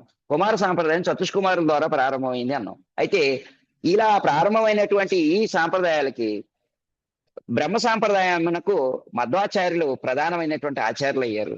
రుద్ర సాంప్రదాయానికి విష్ణుస్వామి అయ్యారు. శ్రీ సాంప్రదాయానికి స్వయంగా శ్రీపాద రామానుజాచార్యులు అయ్యారు. కుమార సాంప్రదాయానికి నింబార్కాచార్యులు అయ్యారు. ఇట్లా 4 ఉన్నారు కదా. ఈ నలుగురు గురించి మనం చెప్పుకో. ఇప్పుడు కేవలం బ్రహ్మ సాంప్రదాయం నుంచి వచ్చినటువంటి మధ్వాచార్య యొక్క తిరోభావ తిథి కనుక మధ్వాచార్య గురించి మాట్లాడుకుంటాం. శ్రీపాద మధ్వాచార్యులు ఎవరో కాదు, స్వయంగా ఆయన సాక్షాత్తు హనుమంతుడు, సాక్షాత్తుగా ఆయన భీముడు కూడా. హనుమంతుడు భీముడు ఒక సమయంలో ఈ ప్రస్తావన జరిగిందంట. ఏమని? భగవంతుడు తన యొక్క దివ్యమైనటువంటి తత్వాన్ని ఈ భూ ప్రపంచంలో స్థాపించడం కోసం 4 పరంపరలను తానే స్వయంగా సృష్టి చేశాడు. అలా సృష్టి చేసినప్పటికీ ఆ పరంపరలు విస్తరించట్లేదంట. ఆ పరంపరల్ని ఖండిస్తూ ఎన్నో రకాలైనటువంటి అపసాంప్రదాయాలు ఎన్నో పుట్టుకొచ్చేసినాయి అంట. ఆ అపసాంప్రదాయాలన్నింటినీ కూడా ఖండించేటటువంటి ఒక అవతరించాలి అని చెప్పి సంకల్పం జరిగిందంట. స్వామి, మీరు 4 పరంపరలు ఇచ్చిన ఆ 4 పరంపరల్ని కప్పివేసేస్తూ, ఆ 4 పరంపరల్ని తులనాడుతూ, ఆ 4 పరంపరల పైన ఆధిపత్యం చెలాయించేటటువంటి అపసాంప్రదాయాలు ఎన్నో పుట్టుకొచ్చేసినాయి. ఇన్ని అపసాంప్రదాయాల నడుమ ఒక గుంపు ఉన్నది చెబుతూ ఉంటుంటారు కదా. సింహం లాంటి వ్యక్తి ఒకడున్న చుట్టూ అనేకమైనటువంటి పందుల గుంపు ఉన్నది. ఆ పందుల గుంపు నడుమ సింహం ఒంటరి అయిపోయింది. మీరు అందించినటువంటి పరంపరలు ఒంటరి అయిపోయినాయి. శక్తి కావాలి ఆ పరంపరలకి, కనుక మీరే అవతరించాలి అని చెప్పి భగవంతుని ప్రార్థించారంట. ప్రార్థిస్తే భగవంతుడు అన్నాడంట, పరిత్రాణాయ సాధూనం వినాశాయ చ దుష్కృతం ధర్మ సంస్థాపనార్థాయ సంభవామి యుగే యుగే. ప్రతి యుగనందు నేను అవతరిస్తానని చెప్పాను కదా, దాని ప్రకారం అవతరిస్తాను.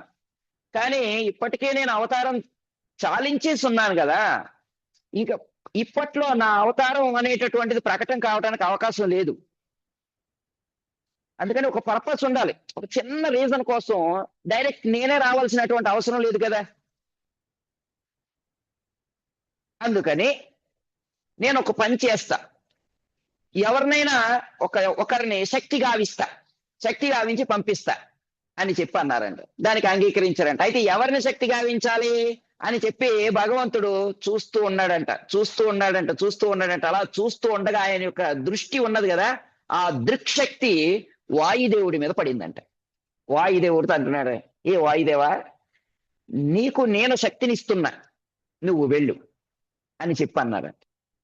అంతా తిరుగుతావు కదా నీవు, అంతటా ప్రయాణిస్తూ ఉంటుంటావు కదా, కనుక అంతటా ప్రయాణించేటటువంటి నీకు శక్తినిస్తున్నాను.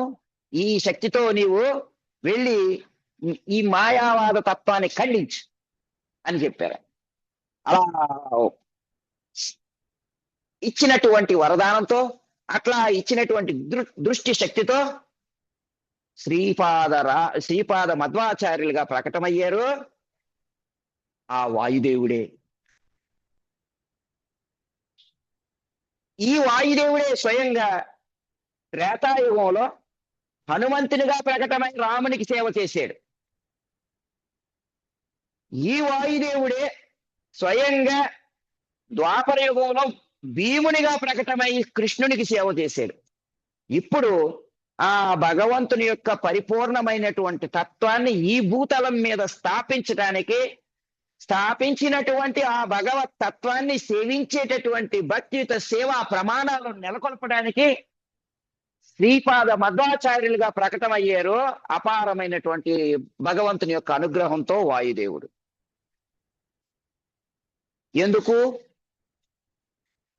ఎందుకండి మనం మధ్వాచార్య గురించి చెప్పుకుంటున్నాం? ఇప్పుడు ఎందుకు మధ్వాచార్య గురించి చెప్పుకుంటున్నాం ఘనంగా? ఇక సందర్భం ఏమిటి? నారద మహర్షి ఏడుస్తున్నటువంటి నారద మహర్షికి ఏమో భగవంతుడు కృష్ణుడు కనిపించలేదు గాని వినిపించాడు. ఆ విషయాన్ని నారద మహర్షి వ్యాసునికి చెబుతున్నాడు. ఏవం యతంతం విజనే మామాహ గోచరోగిరం గంభీర శ్లక్ష్ణయా వాచ శుచ ప్రసమయన్నివా అని చెబుతున్నాడు. నేను విన్నాను ఆ కృష్ణుని యొక్క మధురమైనటువంటి పలుకుల్ని, ఆ పలుకులు వినగానే నా శోకం తగ్గింది అని చెబుతున్నాడు.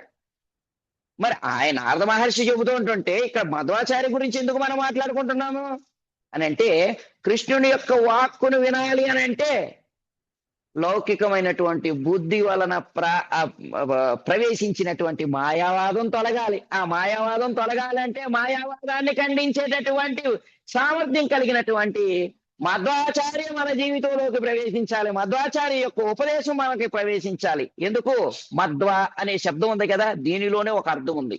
ఏమిటది? మధ్వ అని అంటే మధురమైనటువంటి కృష్ణుని యొక్క వచనములను మధురంగా అందించేటటువంటి వాడు మధ్వ. ఎలా అందిస్తాడు? ఆచరతి ఇది ఆచార్య అని అన్నారు కదా, తాను ఆచరించి అనుభవించి అందరికి అందిస్తాడంట. అందుకని ఆయన్ని మధ్వాచార్య అని చెప్పన్నారు. ఆ మధ్వాచార్య యొక్క ఆశ్రయం ఎవరైతే తీసుకుంటారో వారు ఆ కృష్ణుని యొక్క దివ్యమైనటువంటి పలుకుల్ని ఆలకించగలుగుతారు. వ్యాస మహర్షి ఈ యొక్క విషయాన్ని నారదుడి ద్వారా వింటున్నారు. నారదుడు స్వయంగా చెబుతున్నాడు ఇప్పుడు ఏమని అనంటే, ఈ యొక్క కృష్ణుని యొక్క మధురమైనటువంటి పలుకుల్ని పలికేటటువంటి వ్యక్తిని ఆశ్రయించినటువంటి వారు చక్కగా కృష్ణుని యొక్క పలుకుల్ని ఆలకించగలుగుతారు అని చెప్పి నారద మహర్షి స్వయంగా శుచ ప్రసమయన్నివా, శోకమును శమింపజేసేటటువంటి పలుకులు గంభీర సక్ష్ణయా వాచ, గంభీరంగాను మధురంగాను ఉన్నటువంటి వాక్కుల్ని మామాహ గోచరోగిరాం, భౌతిక శబ్దానికి అతీతమైనటువంటి వాక్కుల్ని మీరు వినగలుగుతారు. ఎప్పుడు? భౌతిక శబ్దానికి అతీతమైనటువంటి ఆధ్యాత్మిక శబ్దాన్ని ఆశ్రయించినప్పుడు. ఆ ఆధ్యాత్మిక శబ్దం ఆధ్యాత్మికమైనటువంటి ఆచార్యుని యొక్క ముఖత ప్రకటన అవుతుంది. ఆ ఆచార్యుడే శ్రీపాద మధ్వాచార్యులుగా ప్రకటమయ్యారు. ఆ మధ్వాచార్య గురించి ఎందుకు ఇంత ఘనంగా చెప్పుకుంటున్నాం? మనం ఇస్కాన్ సాంప్రదాయాన్ని పాలించేటటువంటి వారం కదా. మరి ఇస్కాన్ సాంప్రదాయంలో చూస్తే ఎక్కడ మనకి మధ్వాచార్య ఫోటో కనిపించదే. మరి మనం మధ్వాచార్య గురించి ఎందుకు చెప్పుకుంటున్నాం ఇప్పుడు అని అంటే, మనం ఉన్నటువంటి అంతర్జాతీయ కృష్ణ చైతన్య సంఘం ఇస్కాన్ బ్రహ్మ మధ్వ గౌడీయ సాంప్రదాయానికి చెందింది. బ్రహ్మదేవుని చేత ప్రారంభమైంది.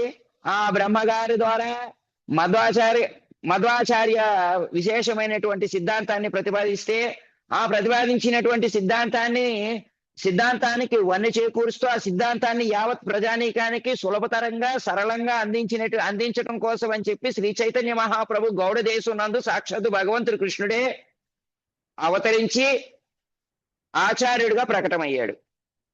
అందువలన ఆ చైతన్య మహాప్రభు యొక్క అనుగత్యలో ఉన్నటువంటి వారంతా బ్రహ్మమధ్వ గౌడీయ సాంప్రదాయానికి చెందిన వారు అవుతారు అని అన్నారు. ఆ బ్రహ్మమధ్వ గౌడీయ సాంప్రదాయం ఇస్కాన్ అంతర్జాతీయ కృష్ణ చైతన్య సంఘమునకు సంబంధించినది. అంతర్జాతీయ కృష్ణ చైతన్య సంఘం బ్రహ్మమధ్వ గౌడీయ సాంప్రదాయమునకు చెందినది. అయితే చైతన్య మహాప్రభు భగవంతుడు కదా, మరి ఆ భగవంతుడు 4 ఆచార్యులు ఉన్నారు కదా. ఎవరు ఆచార్యులు? శ్రీపాద రామానుజాచార్య, శ్రీపాద మధ్వాచార్య, విష్ణుస్వామి, నింబార్కాచార్య. ఈ 4 ఉన్నారు కదా.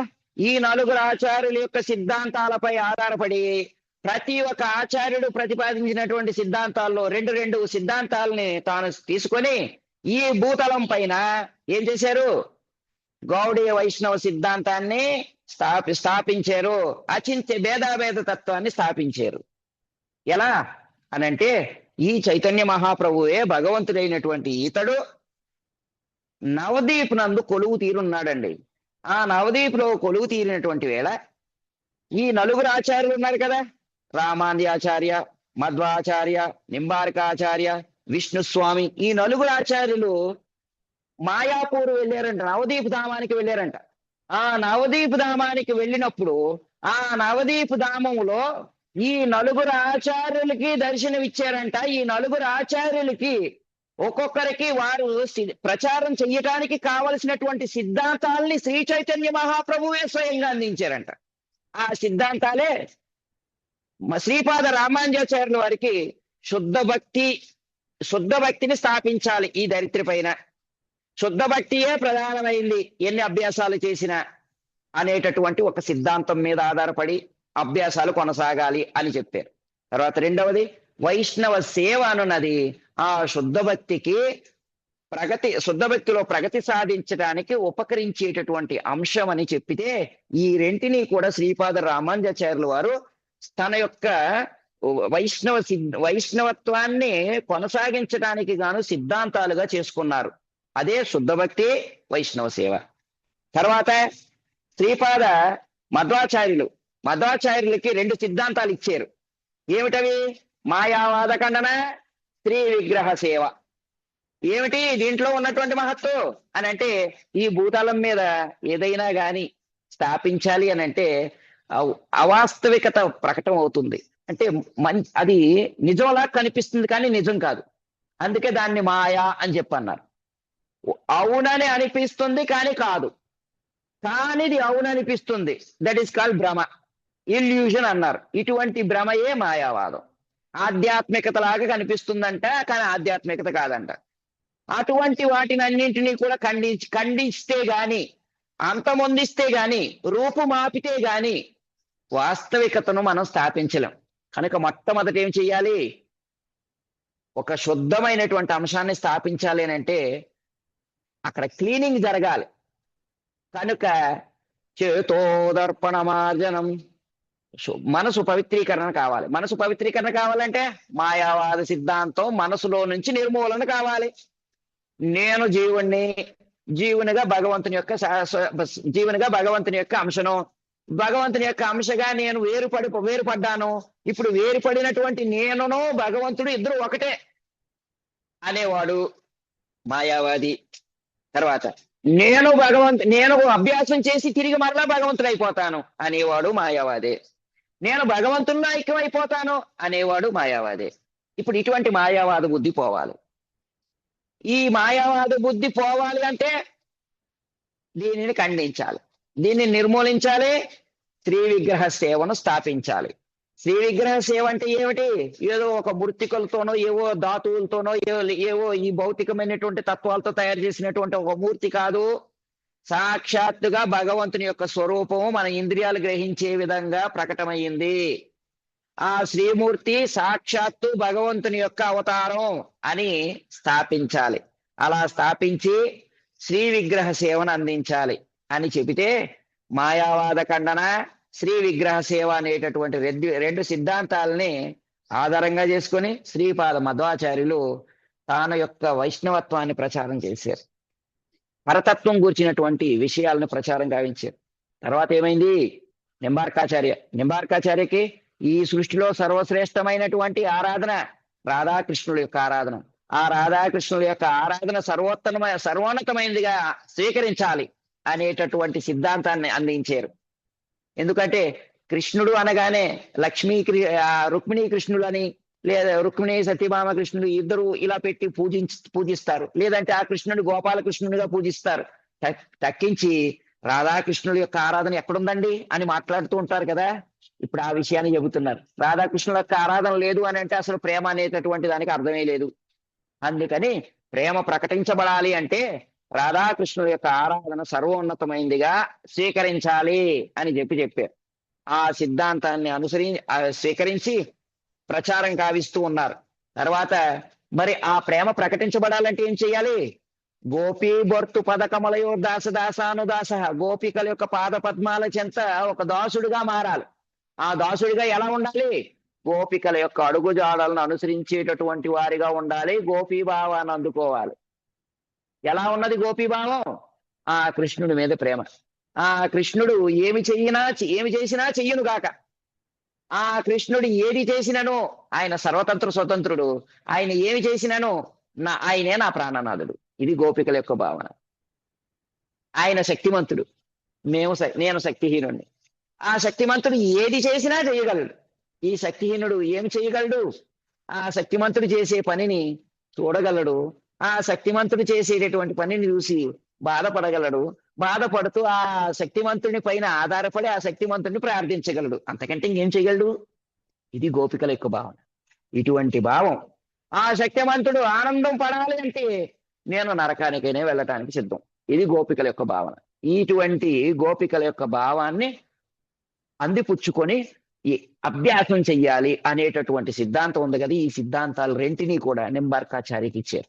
తర్వాత విష్ణు స్వామి భక్తి చెయ్యాలి. ఆ భక్తి ఎలా ఉండాలి అని అంటే రాగంతో కూడి ఉండాలి. ఎవరిపైన రాగం?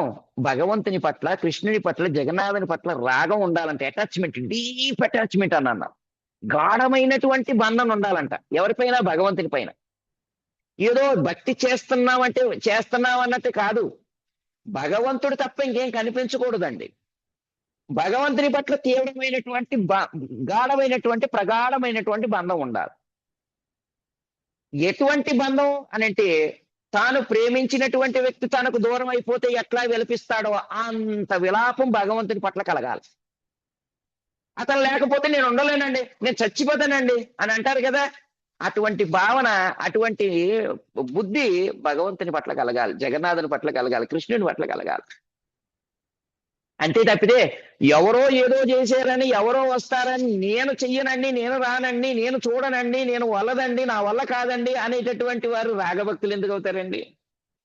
అందుకని విరాగభక్తి కాదు, రాగభక్తిని చెయ్యండి అని అన్నారు. ఆ రాగభక్తిని అందించారు ఎవరికి? రుద్ర సాంప్రదాయాన్ని అనుసరించేటటువంటి విష్ణు స్వామికి. ఎవరిచ్చారు? చైతన్య మహాప్రభు ఇచ్చారు. తర్వాత ఆ భక్తిలో ఏముండాలి తెలుసా? శరణాగతి ఉండాలి, సంపూర్ణమైనటువంటి శరణాగతి. ఆ సంపూర్ణమైనటువంటి శరణాగతి ఎలా ఉండాలి?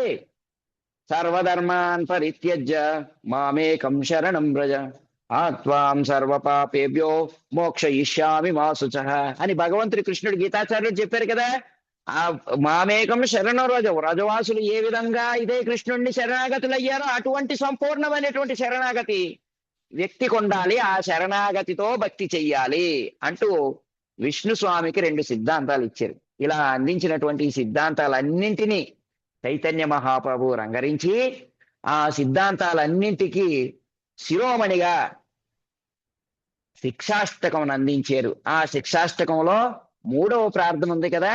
తృణాదపి సునీచేన తరోరివ సహిష్ణున అమానేన మానదేన కీర్తనీయ సదా హరిని అంటూ హరినామాన్ని సదా కీర్తించేటటువంటి వారు అవ్వాలి. మీరు హరిని సదా కీర్తించాలి. శుద్ధ భక్తి సిద్ధాంతాన్ని అనుసరించిన, వైష్ణవ సేవ చేసిన, మాయావాదాన్ని ఖండించిన, శ్రీ విగ్రహ సేవలో నెలకొని ఉన్న, రాధాకృష్ణుడి యొక్క ఆరాధన సర్వోన్నతమైందని చెప్పి మీరు అంగీకరించిన, అభిప్రాయపడ్డా, విశ్వసించిన, గోపికల యొక్క అడుగుజాడలను అనుసరించేటటువంటి వారిగా మిమ్మల్ని మీరు ప్రకటించుకున్నా, అనుభవించిన, రాగభక్తిని మీరు చేస్తున్న, సంపూర్ణమైనటువంటి శరణాగతితో ఉన్నటువంటి వారైనా అనిపించుకోవాలంటే హరినామ సంకీర్తన చెయ్యాలి.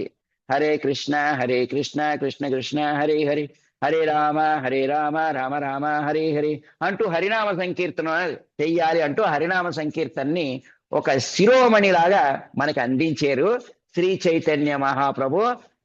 స్వయంగా బ్రహ్మ మధ్వ సాంప్రదాయంలో ప్రకటమయ్యి. ఎందుకు ప్రకటమయ్యారు చైతన్య మహాప్రభు? శ్రీ సాంప్రదాయం ఆయన ఇచ్చారు, బ్రహ్మ సాంప్రదాయం రుద్ర సాంప్రదాయం ఆయన ఇచ్చారు, కుమార సాంప్రదాయం కూడా ఆయన కోసం చెప్పేదే కదా. మరి కేవలం మధ్వ సాంప్రదాయంలోనే ఎందుకు ప్రకటమయ్యారు శ్రీ చైతన్య మహాప్రభుగా భగవంతుడు కృష్ణుడు? తక్కిన పరంపరలు అంటే ఆయనకి ఇష్టం లేదా? తక్కిన పరంపరల్లో ప్రకటన కావాలని అనిపించలేదా అని అంటే, ఇష్టం లేక కాదు, అనిపించలేక కాదు. ఇష్టం ఉన్నది, అనిపించినది. అయినా ఇష్టం అనున్నది మధ్వ సాంప్రదాయం నందు కలిగినది భగవంతునికి. ఎందుకు అని అంటే, ఆరంభంలో చెప్పుకున్నాం, మధ్వాచారి ఏం చేశారన్నాం? మాయావాద ఖండన చేశారన్నాం కదా. మాయావాద ఖండన కృష్ణునికి నచ్చినది. ఎందుకంటే తప్పని చెప్పే విషయంలో వెనకడుగు వేసేటటువంటి వాడు లౌకికమైనటువంటి వాటికి బానిస అయిపోయిన వాడేనండి. తప్పని ఖండించాలి. అంతే తప్పితే తప్పును సమర్థిస్తూ వెనకేసుకుంటూ వచ్చేటటువంటి వాడు ఉన్నతుడు ఎందుకు అవుతాడు? నామమాత్రపు ప్రాకృతమైనటువంటి ఒక లౌకికమైనటువంటి నామమాత్రపు ఆధ్యాత్మికుడిగా మారిపోతాడు. అంతే. చెప్పుకోవటానికంటే ఆధ్యాత్మికత, కానీ అనుభూతి చెందటానికి ఉపకరించదండి అది. అందుకని అభ్యాసం అనేటటువంటిది చెప్పుకునేలాగా ఉండకూడదు, అనుభూతి చెందేలాగా, అనుభూతిని అందించేలాగా ఉండాలి. అటువంటి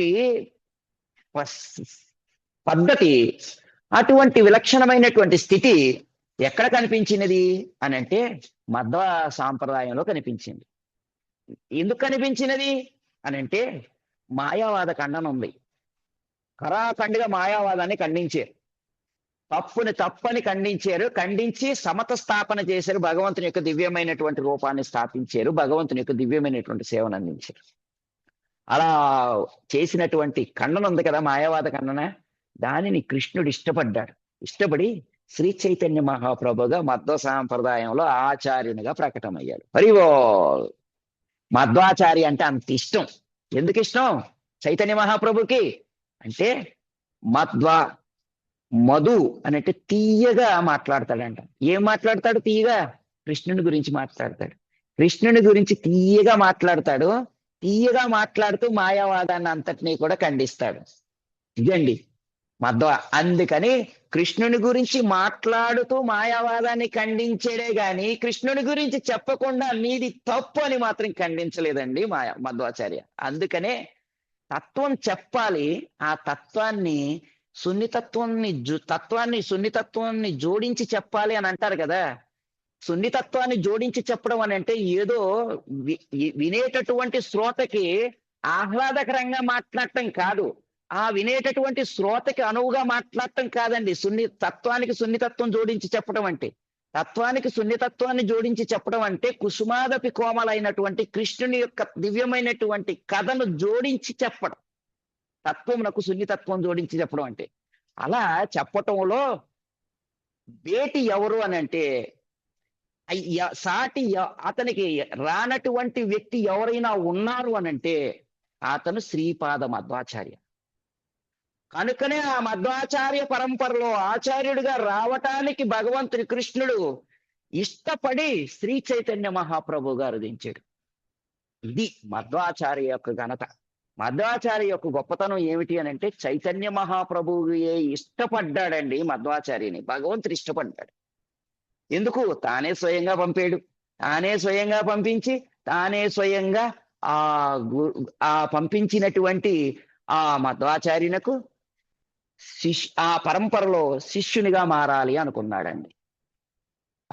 అంత గొప్పవాడు మధ్వాచార్య. ఏమి చేశాడు మధ్వాచార్య అని అంటే, మాయావాద ఖండన గురించి మాట్లాడుకుంటున్నాం మనం. మాయావాద ఖండన చాలా ప్రధానమైంది ఈ రోజు శ్లోకంలో కూడా. మాయావాద ఖండన ఏం చేశారు? మాయావాదం అంటే ఏమిటి? భగవంతుడు ఉన్నాడు, జీవుడు ఉన్నాడు, భగవంతుడు జీవుడు ఇద్దరు ఒకటే అనడం మాయావాదం. తర్వాత రెండవది, భగవంతుడు ఉన్నాడు, జీవుడు ఉన్నాడు, జీవుడు అభ్యాసం చేసి భగవంతునిలో ఐక్యం అయిపోవాలి, అది మాయావాదం. జీవుడు ఉన్నాడు, భగవంతుడు ఉన్నాడు, ఇద్దరు ఒకటే అని చెప్పడం మాయావాదం. ఇప్పుడు దీనిని ఖండించాడు. ఎలా ఖండించాడు? జీవుడు ఉన్నాడు, భగవంతుడు ఉన్నాడు. జీవుడు భగవంతుడు ఇద్దరు ఒకటి కాదు, వేరు వేరు. పరిమాణ రీతిన ఇద్దరు వేరు వేరు కానీ గుణరీతిన మాత్రం ఏకమైన వారే, ఒకే లక్షణాన్ని కలిగినటువంటి వారు. సత్ చిత్ ఆనంద విగ్రహులే. ఎందుకంటే ఆయన యొక్క అంశాలు కనుక. జీవుడు భగవంతుని వాడే కానీ భగవంతుడు కాడు. జీవుడు వేరు, భగవంతుడు వేరు. జీవుడు భగవంతుని పైన ఆధారపడి ఉంటాడు. అలా జీవుడు ఆధారపడేటటువంటి భగవంతుడు ఎవరైనా ఉన్నారు అంటే అతడు విష్ణువు, కృష్ణ అని చెప్పాడు ద్వైత సిద్ధాంతం ద్వారా.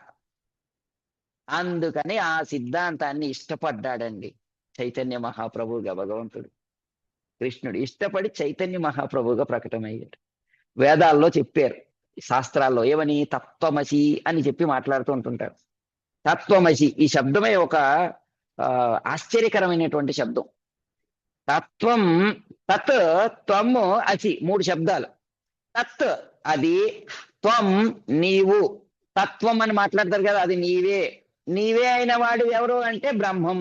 నీవు జీవుడివి, ఆత్మస్వరూపుడివి.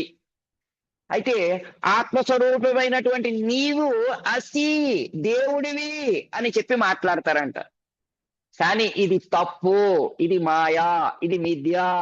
తత్వమసి అంటే అర్థం తత్ అది, త్వము నీవే, అసి నీవు భగవంతుని వాడివే కానీ భగవంతుడివి కావు, ఇది దీని అర్థం అని చెప్పి యథార్థమైనటువంటి వేదం యొక్క వాక్యాన్ని, వేదవాక్యం యొక్క అర్థాన్ని యథార్థంగా ప్రకటింపజేశారు శ్రీపాద మధ్వాచార్యులు.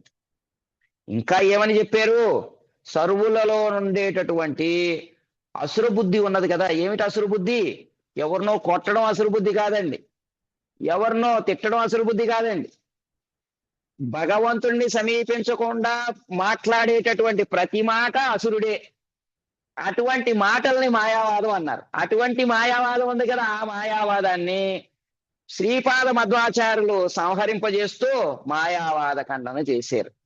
ఎంతవరకు అయితే ఈ మాయావాద ఖండన మనలో జరగదో, ఎంతవరకు అయితే మనలో ఈ మాయావాద ప్రతిపాదన ఉంటుందో అంతవరకు ఆ కృష్ణుని యొక్క పలుకులను వినటానికి అవకాశం లేదు. నారదమునిలాగా, నారదముని అందుకే వింటున్నాడు. లౌకికమైన కోరికలు నశించినాయి, లౌకికమైనటువంటి భావాలు నశించినాయి, లౌకికమైనటువంటి భోగలాలస నశించినది, మాయావాద బుద్ధి కూడా నశించినది. కనుకనే భగవంతుని యొక్క వాక్కులను ఆలకిస్తున్నాడు నారద మహర్షి. అదే విషయాన్ని ఇప్పుడు నారద మహర్షి చెబుతున్నాడు. ఏవం యతంతం విజనే మామాహ గోచరో గిరాం గంభీర లక్షణయా వాచ సుచ ప్రశమయన్నివా. నేను ఆ కృష్ణుని యొక్క పలుకులను విన్నాను. నిర్జన ప్రదేశంలో ఉన్నాను. నిర్జన ప్రదేశంలో ఉన్నంత మాత్రాన నిర్జన భజన చేస్తున్నటువంటి వ్యక్తి అంతా శూన్యమే అని చెప్పి మాట్లాడుతూ ఉంటుంటాడు. కానీ నేను అంతా శూన్యం అనేటటువంటి బుద్ధితో లేను, కనుకనే కృష్ణుడి యొక్క పలుకులను విన్నాను అని అంటున్నాడు. ఏవం యతంతం విజనే.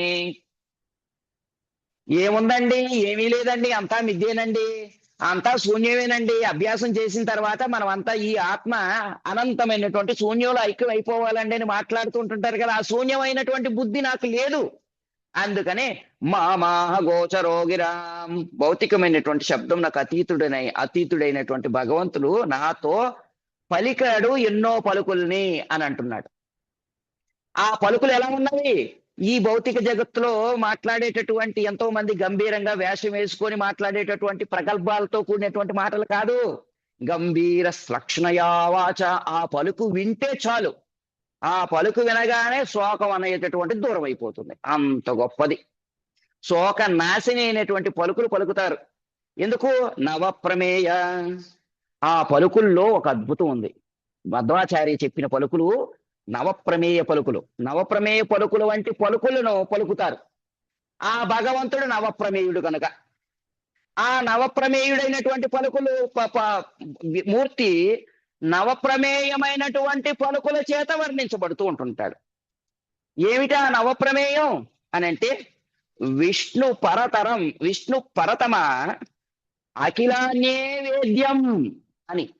ఏమిటి దీని అర్థం అని అంటే ఈ భూ ప్రపంచంలో కాదు ఈ యావత్ సృష్టిలో పరమమైనటువంటి వ్యక్తి ఎవరైనా ఉన్నారు అని అంటే అది కేవలం విష్ణువు కృష్ణుడు అని స్థాపించారంట శ్రీపాద మధ్వాచార్యుల వారు.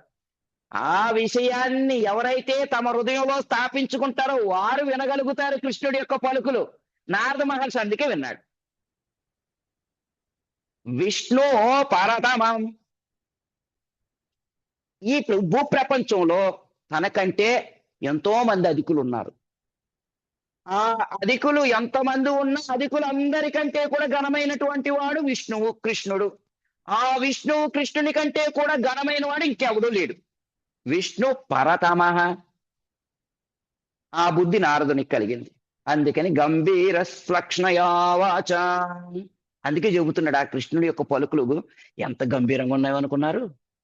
చాలా గంభీరంగా మాట్లాడుతున్నాడండి అని చెప్పి అందరి గురించి మాట్లాడతారు కదా. వారి పలుకులు ఏమున్నవి, అన్ని పగల్బాలంటే డాబుసరి మాటలు అన్నీ. కృష్ణుడు మాటలు ఘనమైనటువంటివి, గంభీరంగా ఉన్నాయి. పైగా గంభీరంగా ఉన్నామని భయపడాల్సిన అవసరం లేదు. మధురంగా ఉన్నాయి ఆయన మాటలు. ఆ మాట వింటే చాలు మనల్ని మనమే మర్చిపోతాం అని చెప్తున్నాడు. మధురంగా ఉన్నాయి, తీరా మాట్లాడుతున్నాడు, గంభీరంగా మాట్లాడుతున్నాడు కదని చెప్పి భయపడిపోతారా? భయపడాల్సిన అవసరం లేదు. మధురమైన మాటలు మాట్లాడుతున్నాడు. అన్నమాచార్య కూడా ఒక కీర్తనలు ఇదే మాట మాట్లాడతాడు. కలశాబ్ది కూతురట గంభీరాలకే మరుదు తలపలోక మాత ఎట దయ మరియే మరుదు. ఆచార్యుడు ఇంకొక ఆచార్యుని యొక్క వృత్తిని అనుసరిస్తాడు కానీ కొత్త వృత్తిని అనుసరించడు. అన్నమాచార్య ఏం చేస్తున్నాడు? ఏ విధంగా అయితే నారద మహర్షి మాట్లాడుతున్నాడు అదే వృత్తిని అనుసరిస్తున్నాడు. ఎందుకంటే నారద ముని చేతే కదా శక్తి గావించబడ్డాడు. అందుకని నారద మహర్షి చేత శక్తి గావించబడినటువంటి అన్నమాచార్య ఏమంటున్నారు? గంభీర శ్లక్ష్ణయా వాచ. మా స్వామి గంభీరంగా మాట్లాడతాడు. ఆ గంభీరతలో ఏం భయపడాల్సిన అవసరం లేదు, భయం లేదు. ఎందుకు? మధురంగా మాట్లాడతాడు. తీయని వాడు మా స్వామి అని చెప్పాడు కదా. అదే మాటను అమ్మ విషయంలో అమ్మ యొక్క వర్ణన చేస్తూ అన్నమాచార్య ఏమంటున్నారు? కలశాబ్ది కూతురట గంభీరాలకే మరుదు. మా అమ్మ గంభీరమైంది. ఎందుకు అనుకున్నారు? సముద్రం ఎంత గంభీరంగా ఉంటుందో మా అమ్మ అంత గంభీరమైంది. ఎందుకంటే ఆయన పుత్రికే కదా, సాగర పుత్రి కదా ఆమె. అలాగని భయపడిపోతారేమో. మా అమ్మ చాలా దయ కలిగినటువంటిది, దయమాలింది కాదు, దయను అందించేటటువంటిది. కలశాబ్ది కూతురట గంభీరాలకే మరుదు తలపలోక మాతయట దయ మరి ఏమరుదు. అందరికీ తల్లి మా అమ్మ. ఆమెకు దయకు అరుదే లేదు, కొరతే లేదు, కొదవే లేదు.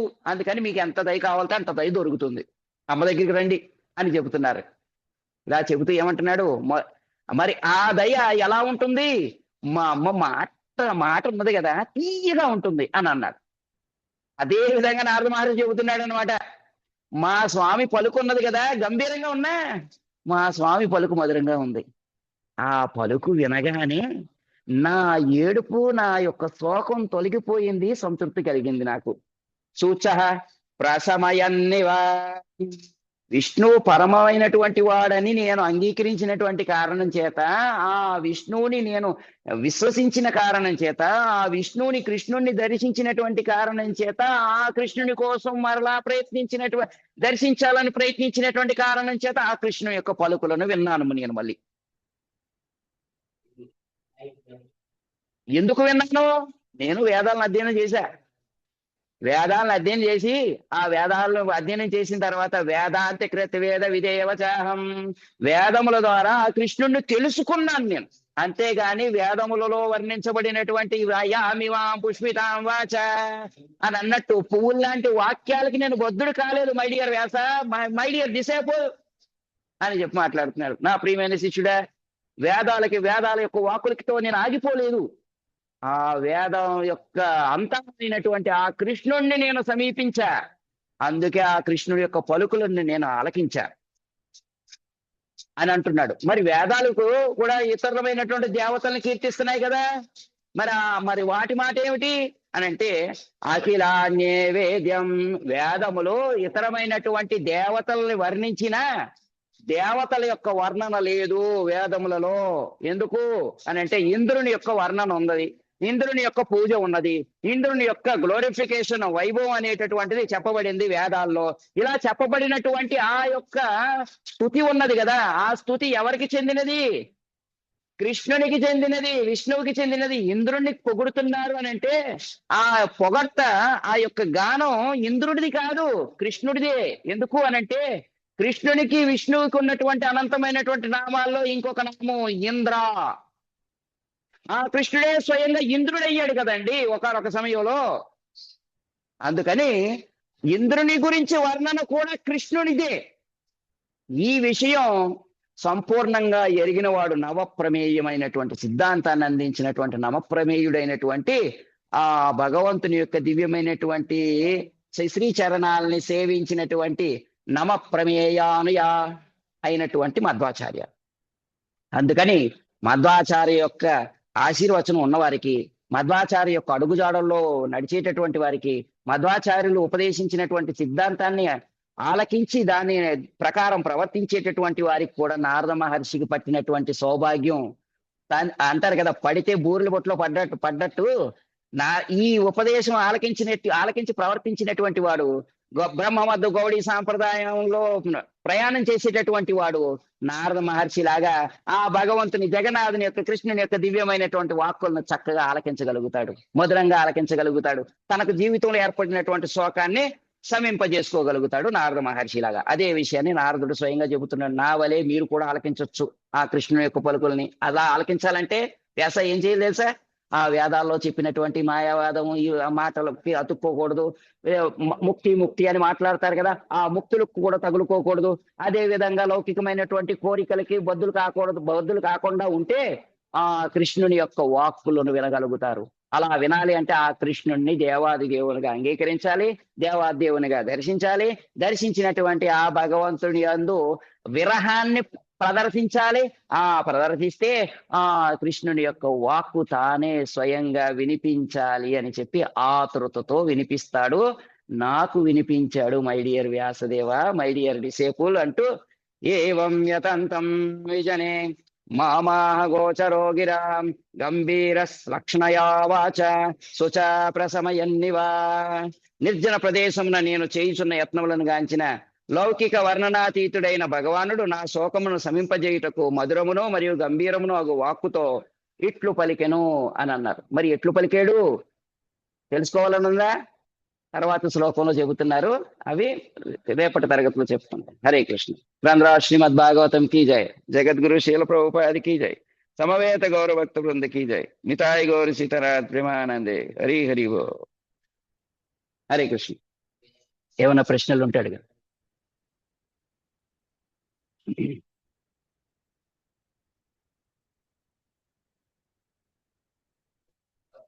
మీ వాయిస్ వినిపించట్లేదు వెంకట్రామ్.